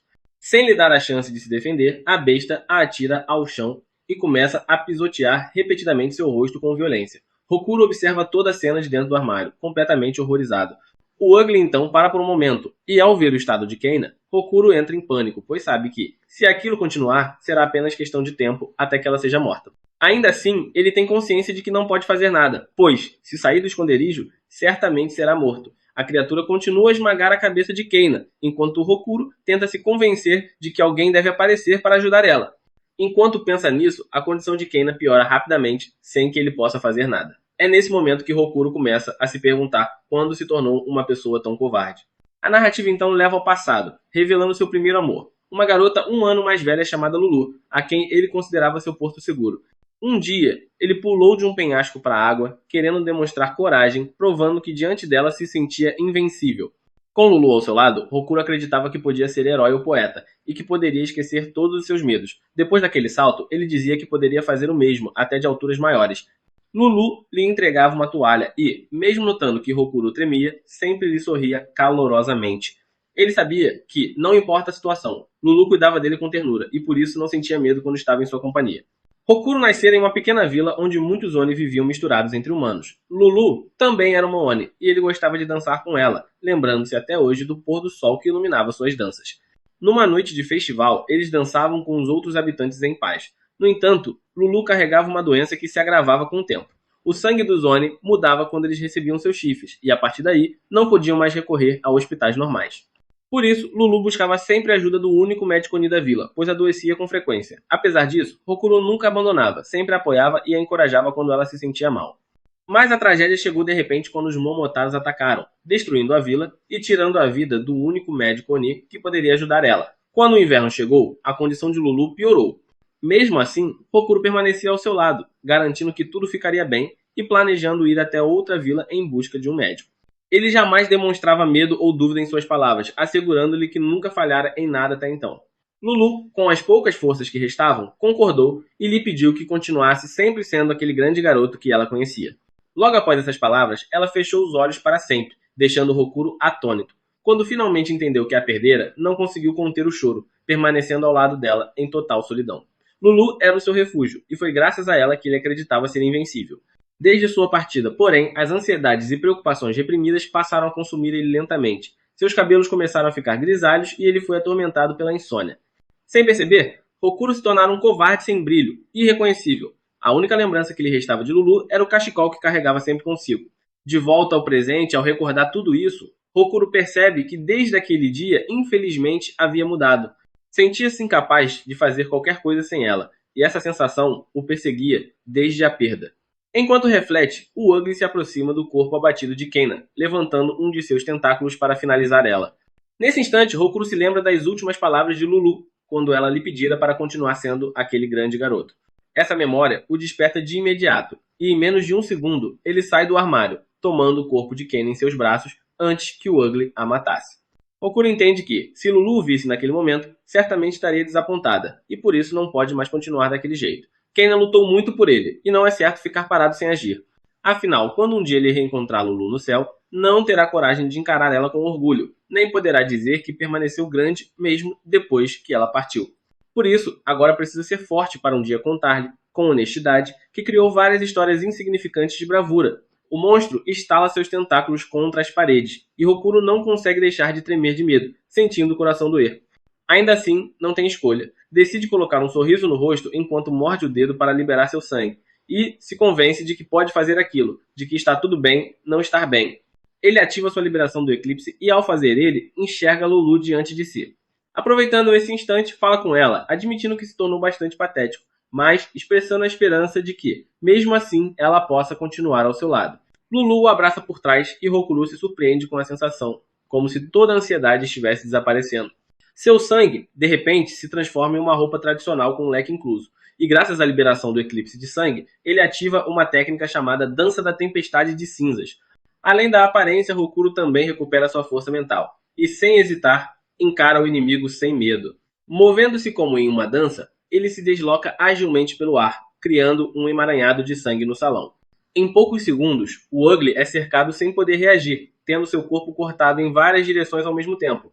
Lulu explica que a dança da tempestade de cinzas consiste em dançar envolto por um turbilhão de sangue, transformando o sangue de Hokuro em uma ventania de pétalas de cerejeira afiadas como lâminas de espada. Assim, ele dança livremente, liberando uma tempestade de cortes. Hokuro continua dançando enquanto luta, sentindo-se completamente invencível e sem preocupações, pois Lulu o acompanha a cada instante, fazendo-o acreditar nisso apenas por estar ao seu lado. Quando dança com ela, ele recorda os festivais de verão da vila e todos os momentos que viveram juntos. Ele sabe que nunca foi realmente invencível, que apenas fingia ser, mas também tem certeza de que ela percebeu isso, e ainda assim dizia que ele era forte e grandioso, demonstrando que acreditava nele. Essas lembranças dão a Hokuro forças para continuar lutando, desviando dos ataques do Ugly com agilidade.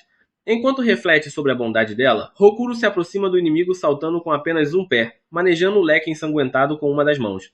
Ao chegar perto, realiza uma dança especial, desferindo golpes que circulam ao redor do monstro sem lhe dar chance de defesa. Tudo isso é feito enquanto continua equilibrado em um pé, aumentando sua velocidade a cada corte com um leque de sangue. Lulu o acompanha nesse momento, permitindo-lhe utilizar uma técnica chamada Hambu, a dança do festival em sintonia. Graças a isso, quando a dança finalmente termina, o Ugly é fatiado em pedaços e sua cabeça cai no chão. Hokuro sorri vitoriosamente, sabendo que tudo ficará bem se Lulu confia nele, mesmo que pareça apenas uma ilusão, mas, acima de tudo, porque dessa forma ele poderá dizer a ela, quando a reencontrar, com orgulho, que realmente continuou sendo um grande e impressionante rapaz. Em outra cena, Chique se aproxima do esconderijo de Mei entre os arbustos para dizer-lhe que os monstros aterrorizantes já não estão mais por perto. A garota não se move, então ele pergunta se ainda está com medo, querendo saber se está bem. Mei o lembra de que seus pais morreram e, por isso, não se importa mais com a morte. Chique considera que essa também é uma resposta válida, mas pede a ela que não morra, o que a surpreende um pouco.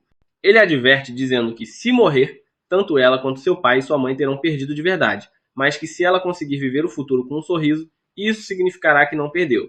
Por isso, deve viver e lutar. Ele acrescenta que é preciso lutar contra o desespero e que, para isso, o que ele pode fazer agora é apoiar ela, pois também lutará. Chique garante que enfrentará aquele que tirou a família dela e diz que, se algum dia ela sentir vontade de viver, naquele instante deve se esforçar de todo o coração. Dizendo isso, Chique se levanta e pede a Mei que permaneça escondida por enquanto, explicando que já derrotou o monstro, então não será tão fácil encontrar ela. Em outra cena, Mudano desperta dos escombros, cercado por seu grupo de subordinados. Ele imediatamente se senta e pergunta quanto tempo esteve inconsciente, recebendo como resposta que foram cerca de 15 minutos. Eles pedem desculpas, sabendo que ele precisou proteger eles da explosão causada pelo Ugly, pois, se fosse apenas ele, nada teria acontecido. Mudano se levanta e pede para que não se preocupem, seguindo em frente sem perder mais tempo. O grupo demonstra preocupação, perguntando para onde ele pretende ir naquele estado, mas Mudano responde calmamente que irá ao templo e à Ryudadeira, pois seus alunos também estão lá. Enquanto ele avança, Shiki entra na base e se depara com seu adversário, reconhecendo o uniforme da agência Momotaro. Nesse momento, recorda-se das palavras de Kyoya, que lhe dissera que Tsubakiri era o Momotaro de Kyoto, dotado do poder de manipular cadáveres com suas bactérias. Shiki pergunta se é realmente ele, mas Tsubakiri o ignora e responde com outra pergunta, querendo saber seu nome. Sem pensar muito, Shiki se apresenta com seu nome completo, declarando ser o homem que esmagará os Momotaros. Tsubakiri se anima a ouvir seu nome, pois era exatamente quem procurava, decidindo se apresentar também. Confirmando suas suspeitas, Shiki exige saber como ele pôde fazer algo tão horrível, perguntando como foi capaz de desrespeitar os mortos. É algo que ele não consegue compreender por mais que pense, então quer saber o que há de errado com ele e como pode ser tão insensível. Diante de suas palavras, Tsubakiri apenas começa a rir e pede que ele pare de falar como se fosse humano. Afinal, isso é algo que apenas um Momotaro, ou humano com direitos humanos, diria, e não deveria acreditar que os Oni possam ter esses mesmos direitos. Essas palavras enfurecem Shiki, que sem hesitar aponta sua arma para Tsubakiri, ameaçando destruir ele. Por outro lado, Jin é encontrado nos túneis subterrâneos correndo em alta velocidade para encontrar Kyoya e confirmar se Cizi ainda está viva depois do que aconteceu. Ao ver ele se aproximar, Yomod pede que ele pare e saia das sombras para confrontar ele. Jin interrompe sua corrida e a encara de forma intimidadora, mas Yomod ignora sua expressão e pergunta se ele pretende ver o cadáver daquela superficial que o acompanhava. Jin se confunde ao ouvir ela chamar ele de cadáver, então Yomod afirma que seu Bakiri já o matou há muito tempo. Ao não obter resposta, ela pergunta se ele está com raiva e comenta que o fato de um Goni demonstrar senso de companheirismo lhe parece repulsivo. Jin esclarece que não sente nenhum tipo de companheirismo ou coisa parecida, afirmando que nada lhe interessa além de seus próprios objetivos. Yomogi retruca dizendo que, mesmo que ele afirme isso, não consegue esconder a aura hostil e impressionante que emana dele naquele momento. Enquanto tira as luvas, preparando-se para lutar, Jin explica que isso só acontece porque está diante de um Momotaro, e que seu objetivo é matar todos eles. Yomogi também se prepara para a batalha, deixando claro que também pretende exterminar todos os Oni. Sem esperar mais, Jin ativa sua liberação do eclipse de sangue e utiliza uma técnica chamada Sete Ruínas para atacar ela. Yomogi bloqueia o ataque de uma forma estranha, o que desperta a atenção dele. Quando a cortina de fumaça se dissipa, Yomogi emerge da barreira que criou para se proteger, provando que não sofreu um único arranhão. Ela o informa de que não será assim tão fácil cortar ela, mas o semblante de Jin apenas se torna mais sério, respondendo que isso lhe parece perfeito. Enquanto isso, em outro ponto, Tetsubakiri utiliza uma lâmina para desarmar Shiki em questão de segundos e lhe pergunta se ela realmente pretende enfrentar ele daquela forma. Ele ironiza, dizendo que parece uma piada tentar usar apenas uma arma comum, já que o sangue dela deveria ter muito mais potencial. Shiki o silencia, afirmando que não sabe do que ele está falando, mas exige que ele não subestime sua determinação, pois o odeia com todas as forças e está decidida a dar tudo de si. Nesse momento, libera seu sangue, moldando-o em uma arma de fogo, transformando seu braço em pura artilharia pesada. Shiki então se recorda do sorriso de Mei ao ver os corpos de seus pais, lembrando também de quando a menina disse que sempre soubera que um dia como aquele chegaria. Em seguida, recorda as palavras de Mudano, que lhe disse que ainda não sabia manipular seu sangue corretamente, mas afasta essas lembranças e grita que isso não importa. Sem hesitar, dispara sua arma contra Tsubakiri. O poder de um único disparo é devastador, causando uma explosão que destrói todas as paredes do local em um instante. Em meio às chamas, Shiki declara que não importa se ainda não consegue controlar seu sangue por completo, pois não está disposta a desistir por causa disso. Tsubakiri reconhece que a força do ataque superou suas expectativas, mas Shiki o provoca perguntando por que desviou do golpe, insinuando que talvez tenha ficado com medo, e assim termina o capítulo 8. Comente, deixe o like para mostrar que ficou até essa parte do vídeo e aproveite para se inscrever no canal. Tsubakiri admite que aquilo não estava nada mal, pois agora seu interesse havia aumentado muito mais e ele planejava se tornar sério. Nesse exato momento, o túmulo ao lado dele se abre e de lá sai o cadáver de um Momotaro, que afirma que os Sonis devem ser completamente exterminados. Shiki fica furioso ao ver isso, pois não consegue acreditar que Tsubakiri seja capaz de transformar os corpos de seus próprios companheiros em bonecos. Tsubakiri responde chamando-o de imbecil, já que apenas tolos acreditam que seus próprios critérios são sempre os corretos. Ele comenta que, quando um vírus se espalha, há quem diga que é apenas um resfriado e organize protestos. Da mesma forma, existem os que se recusam a consumir qualquer produto de origem animal e se dedicam a libertar animais de criação sem autorização. Não é tolice acreditar em algo em nível pessoal, mas é pura estupidez impor isso aos outros. Além disso, Tsubakiri esclarece que aquele Momotaro quis se tornar um boneco de livre e espontânea vontade, pois naquele instante a criatura aponta as mãos para Shiki e libera uma série de ondas gravitacionais. Em questão de segundos, Shiki cai de joelhos, sentindo seu corpo extremamente pesado. Tsubakiri explica que essa sua habilidade revela que, quando o manipulador de alvos é um Momotaro, ele também pode controlar seus poderes.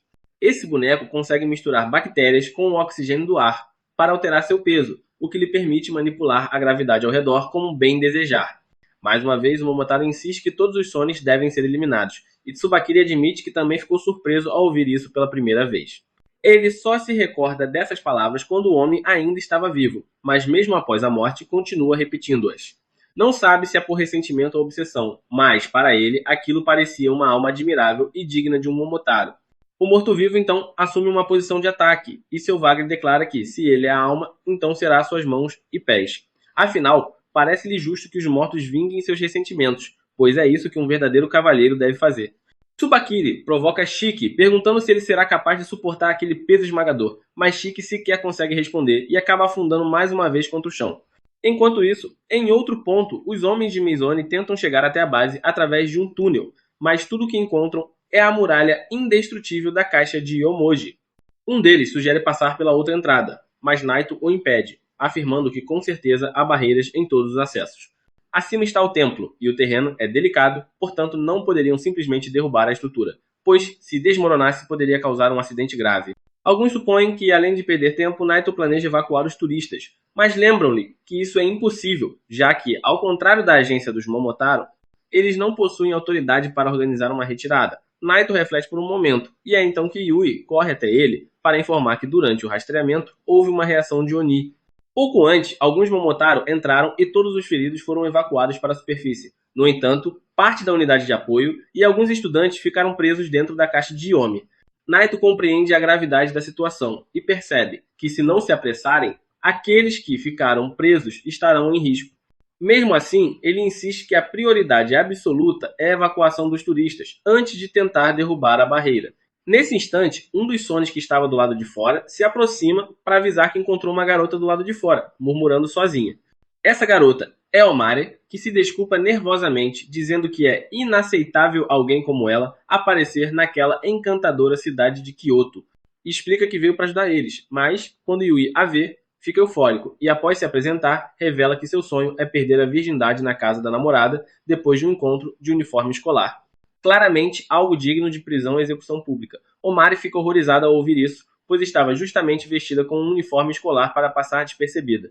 Yui insiste para que ela o escolha, mas Naito o repreende pedindo para parar com as bobagens, o que apenas o enfurece ainda mais. Fora de si, Yui grita que esse é o sonho e o pensamento saudável de um estudante exemplar e que, como professor, Naito deveria apoiar os sonhos de seus alunos. Naito apenas observa, refletindo que pensava que Yui fosse mais sensato, mas aparentemente estava enganado. Ignorando Yui, Naito volta-se para Homari e lhe diz que, já que ela chegou, há uma forma de ajudar eles. Ele explica que existe um jeito de evacuar todos sem deixar ninguém no templo, embora ela não entenda direito a que ele se refere.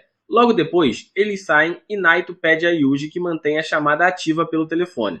Yuji fala do templo, querendo saber o que pretendem fazer, e Naito responde que vai provocar um pequeno terremoto a partir da floresta, causando um deslizamento de terra, o que forçará a evacuação dos visitantes. Naito avisa que ele e Omari estão na montanha atrás do salão principal do templo, e que será ali que provocarão o deslizamento. Yuji questiona se aquilo é realmente seguro, mas Naito garante que ninguém se ferirá. Com um tremor pequeno, talvez os turistas não saíssem, mas diante de um deslizamento, seria impossível permanecer no local, então seriam obrigados a evacuar. Se isso acontecesse, toda a equipe Oni também teria de sair da área, e, no meio da agitação, os turistas inevitavelmente sentiriam um perigo e fugiriam.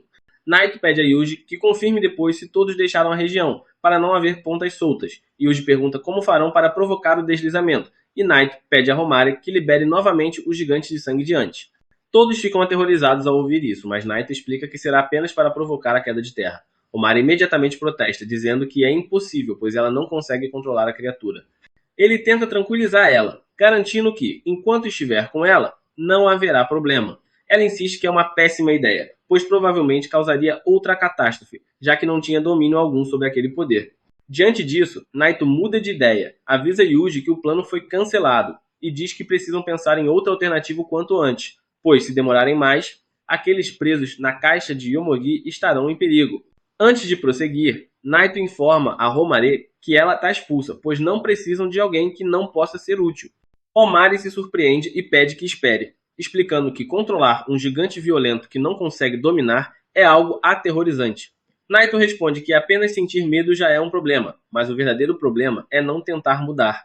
Ele esclarece que também sabe do incidente que ela causou no passado, mas, assim como ela, todos carregam algo. Ainda assim, querem mudar, e é por isso que vieram para a escola Hazetsu. Então, ele quer saber o que a trouxe até ali. Omar explica que veio porque quer aprender a controlar bem seu sangue, e nesse momento, Naito lembra que aquele sangue pertence apenas a ela. Portanto, se ela não consegue mudar, a única pessoa que pode promover essa mudança é ela mesma. Ao ouvir isso, Omari começa a chorar e, em lágrimas, exclama que quer mudar. Sem hesitar, morde o próprio polegar para liberar seu sangue, criando novamente o Titã de antes. Naito informa Yuji que continuarão com o plano, e o Titã de sangue imediatamente ataca.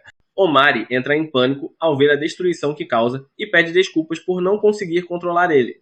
Naito salta para o ar para desviar dos golpes do Titã e garante que isso está tudo bem, não sendo necessário se desculpar.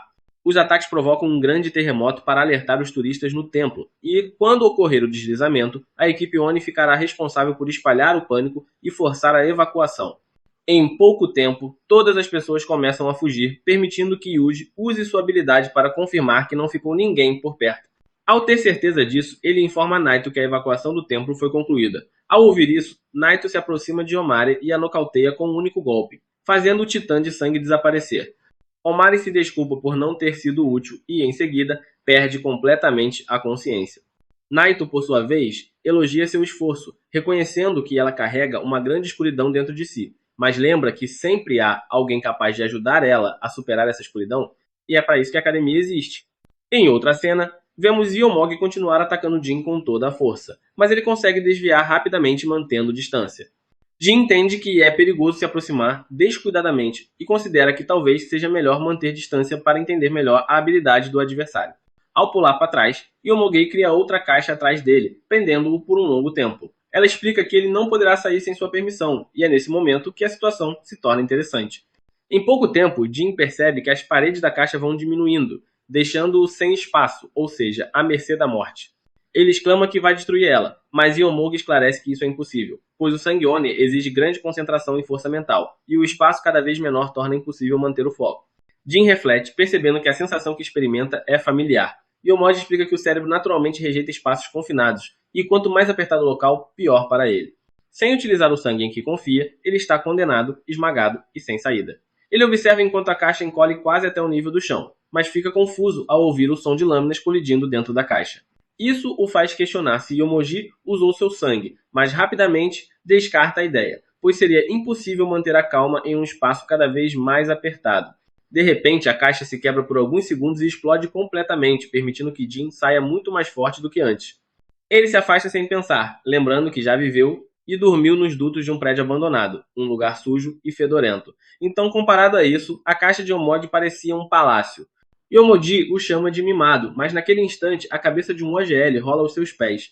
É quando Iker aparece e pergunta se ele realmente achou que poderia matar ele com aquele lixo. Irritado, esclarece que subestimou demais Jin e pede permissão para liberar a raiva que sente. Jin não reage, apenas pede que ele se afaste. Iker, ainda mais irritado por receber ordens, exclama que planeja lutar contra aquele Momotaro, mas, ao ver Yomogi bem, fica sem palavras e Cora, extremamente incomodado, questionando que tipo de roupa ela está usando, dizendo que não pode sair mostrando o corpo assim sem motivo. Yomogi não entende o problema, e Iker exige que ela considere o lugar, o momento e a ocasião, pois incomoda o que ela ande mostrando tanta pele. A situação se torna irritante, e Iker não hesita em ativar sua liberação de sangue Eclipse. Yomogi retoma a postura de batalha e esclarece que dois mimados não são problema para ela, e que os matará de uma vez por todas. Ele desvia rapidamente dos ataques enquanto avança, alcançando Yomogi em segundos. Ela é pega de surpresa e antes que consiga reagir, ele a chuta no rosto, enviando-a para longe. Yomogi se afasta, fingindo não ter sido afetada, mas se pergunta sobre a velocidade daquele golpe, pois ele parecia capaz de arrancar seu pescoço. Mais uma vez, Iker ativa sua liberação de sangue Eclipse, revelando que sua técnica se chama Histéria Demoníaca. Explica-se que, da fúria de Iker, nascem diferentes manifestações, de modo que nem ele mesmo sabe o que surgirá. Dependendo da intensidade da raiva, sua força também varia, mas só pode usar a técnica 3 vezes ao dia. Observa-se que seu sangue se transformou em um par de botas, indicando que, desta vez, falhou, pois a intensidade de sua raiva não foi suficiente. Yomogi não compreende o que ocorre e assume que ele é apenas rápido, o que na verdade não é o caso, comparando-o a colocar uma Ferrari em qualquer pista de Fórmula 1.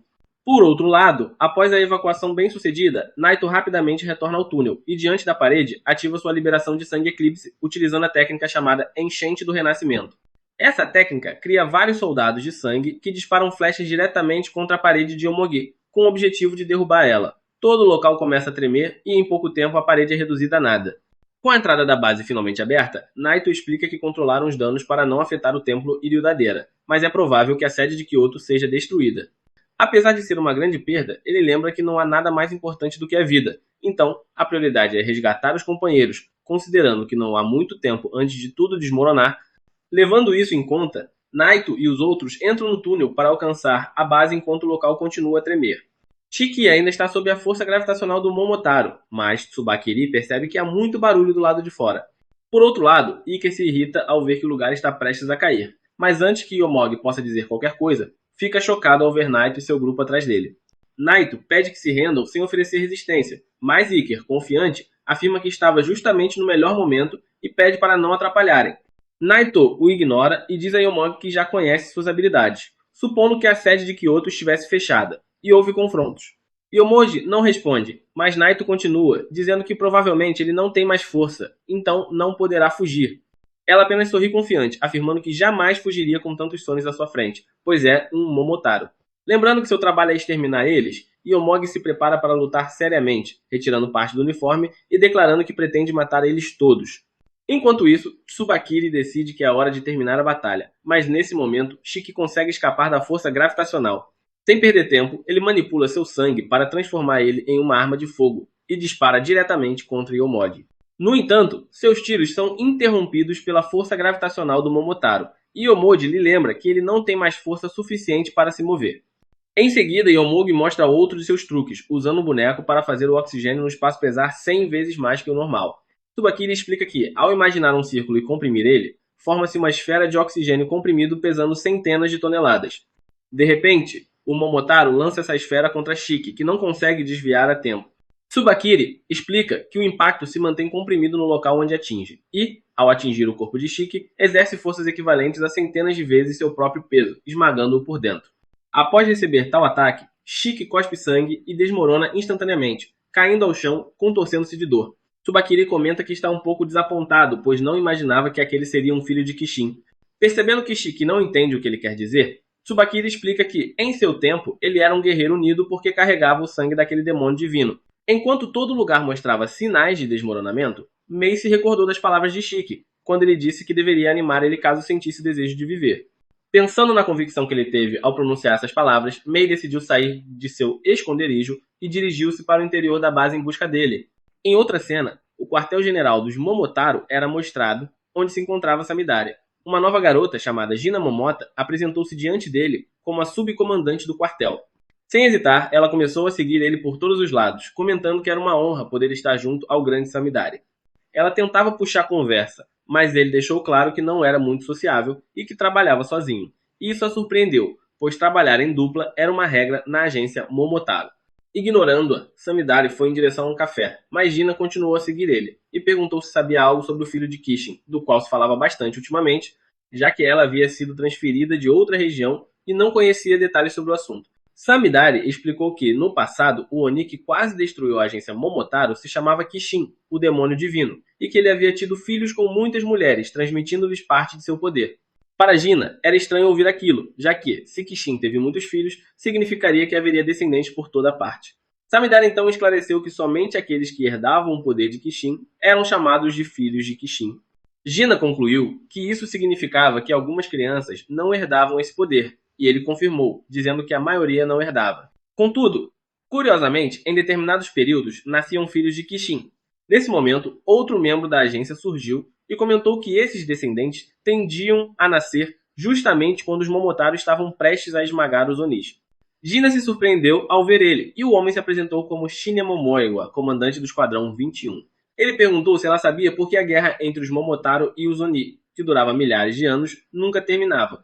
Como Gina demorou a responder, ele mesmo explicou. O primeiro Kishin havia surgido de repente quando os antepassados dos Momotaro estavam prestes a subjugar os Oni. Desde então, sempre que esse momento chegava, surgiam descendentes de Kishin, herdando o poder do demônio, e por isso a guerra se prolongava indefinidamente. Se não fosse por Kishin, os Oni já teriam sido exterminados há muito tempo, mas não era esse o caso, e além disso, eles também haviam aprendido a viver entre os humanos.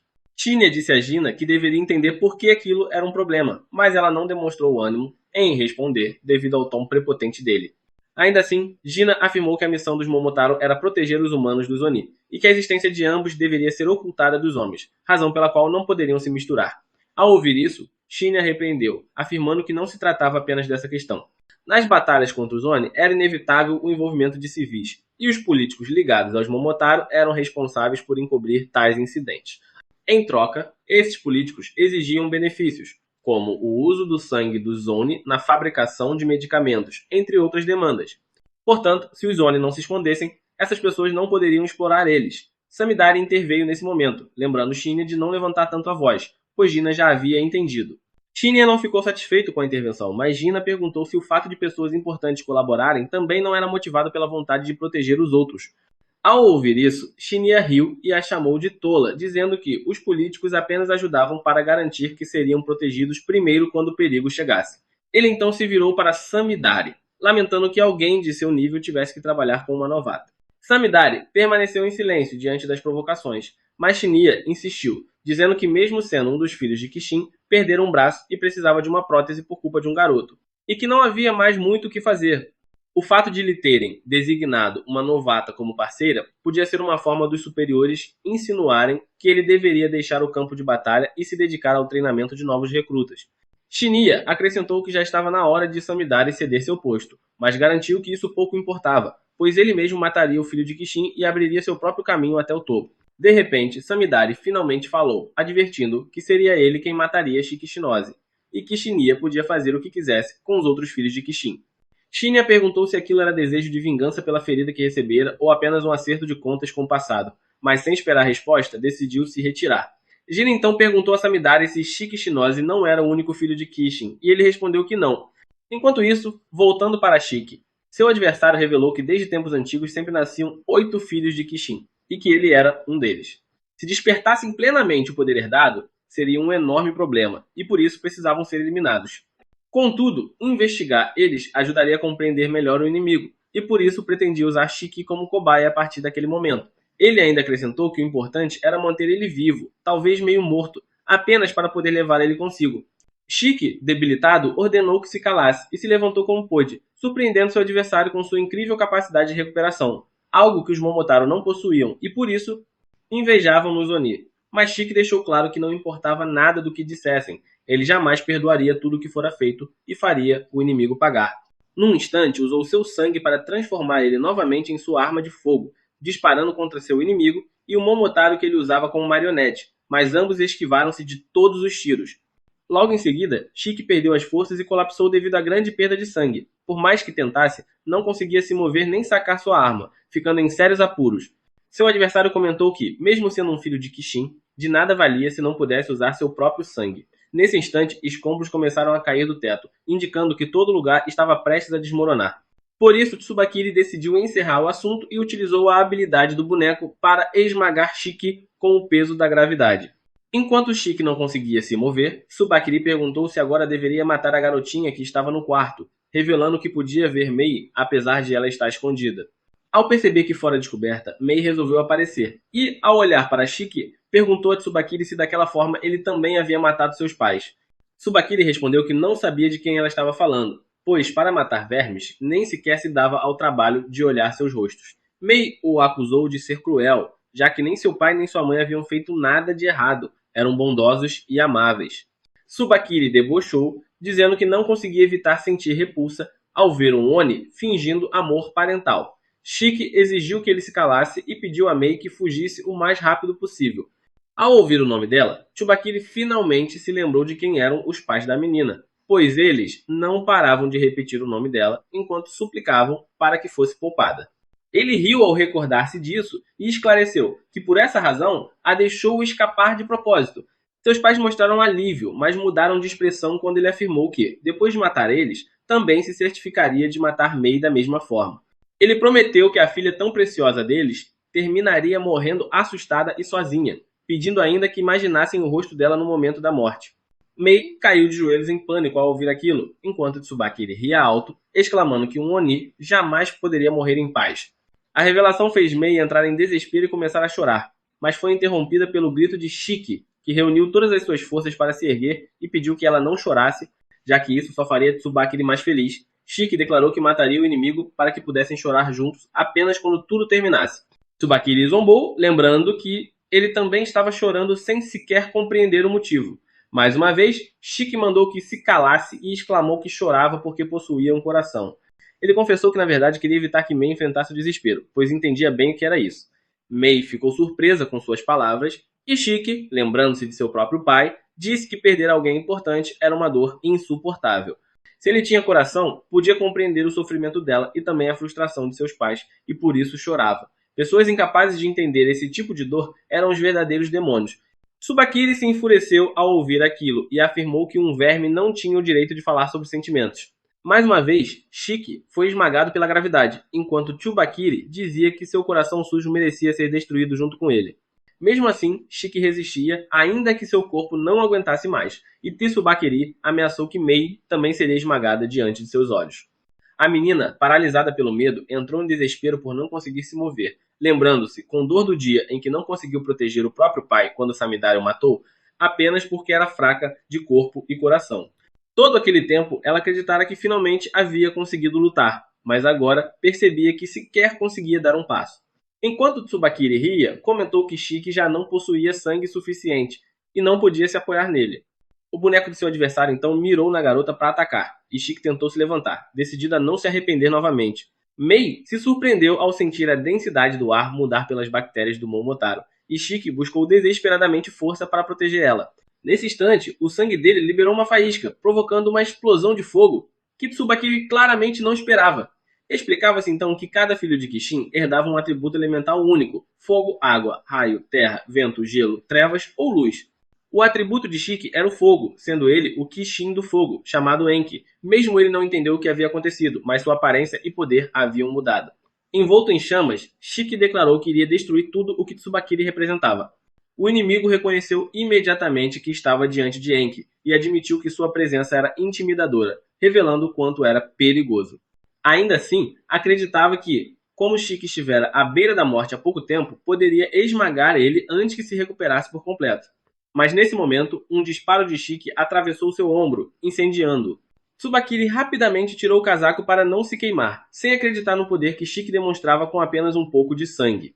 Mesmo assim, Shiki colapsou logo em seguida, sentindo dor em todo o corpo, percebendo que não conseguia controlar nem o sangue nem o fogo, tão ferido e sem forças que estava. Tsubakiri voltou a rir e declarou que, se não estivesse tão debilitado, talvez tivesse tido outro destino. Como não podia permitir que se descontrolasse novamente, decidiu que não havia outra opção a não ser levar ele de volta como um cadáver. Irritado, usou a gravidade para esmagar ele ainda mais, gritando que era uma praga condenada a viver nas sombras e que sua morte seria bem-vinda. Dirigindo-se a Mei, afirmou que seus pais morreram de forma vergonhosa e que o mesmo destino aguardava a menina. Shiki, em meio à dor, gritou para que se calasse, perguntando o que a família de Mei havia feito de errado, já que apenas viviam tranquilamente.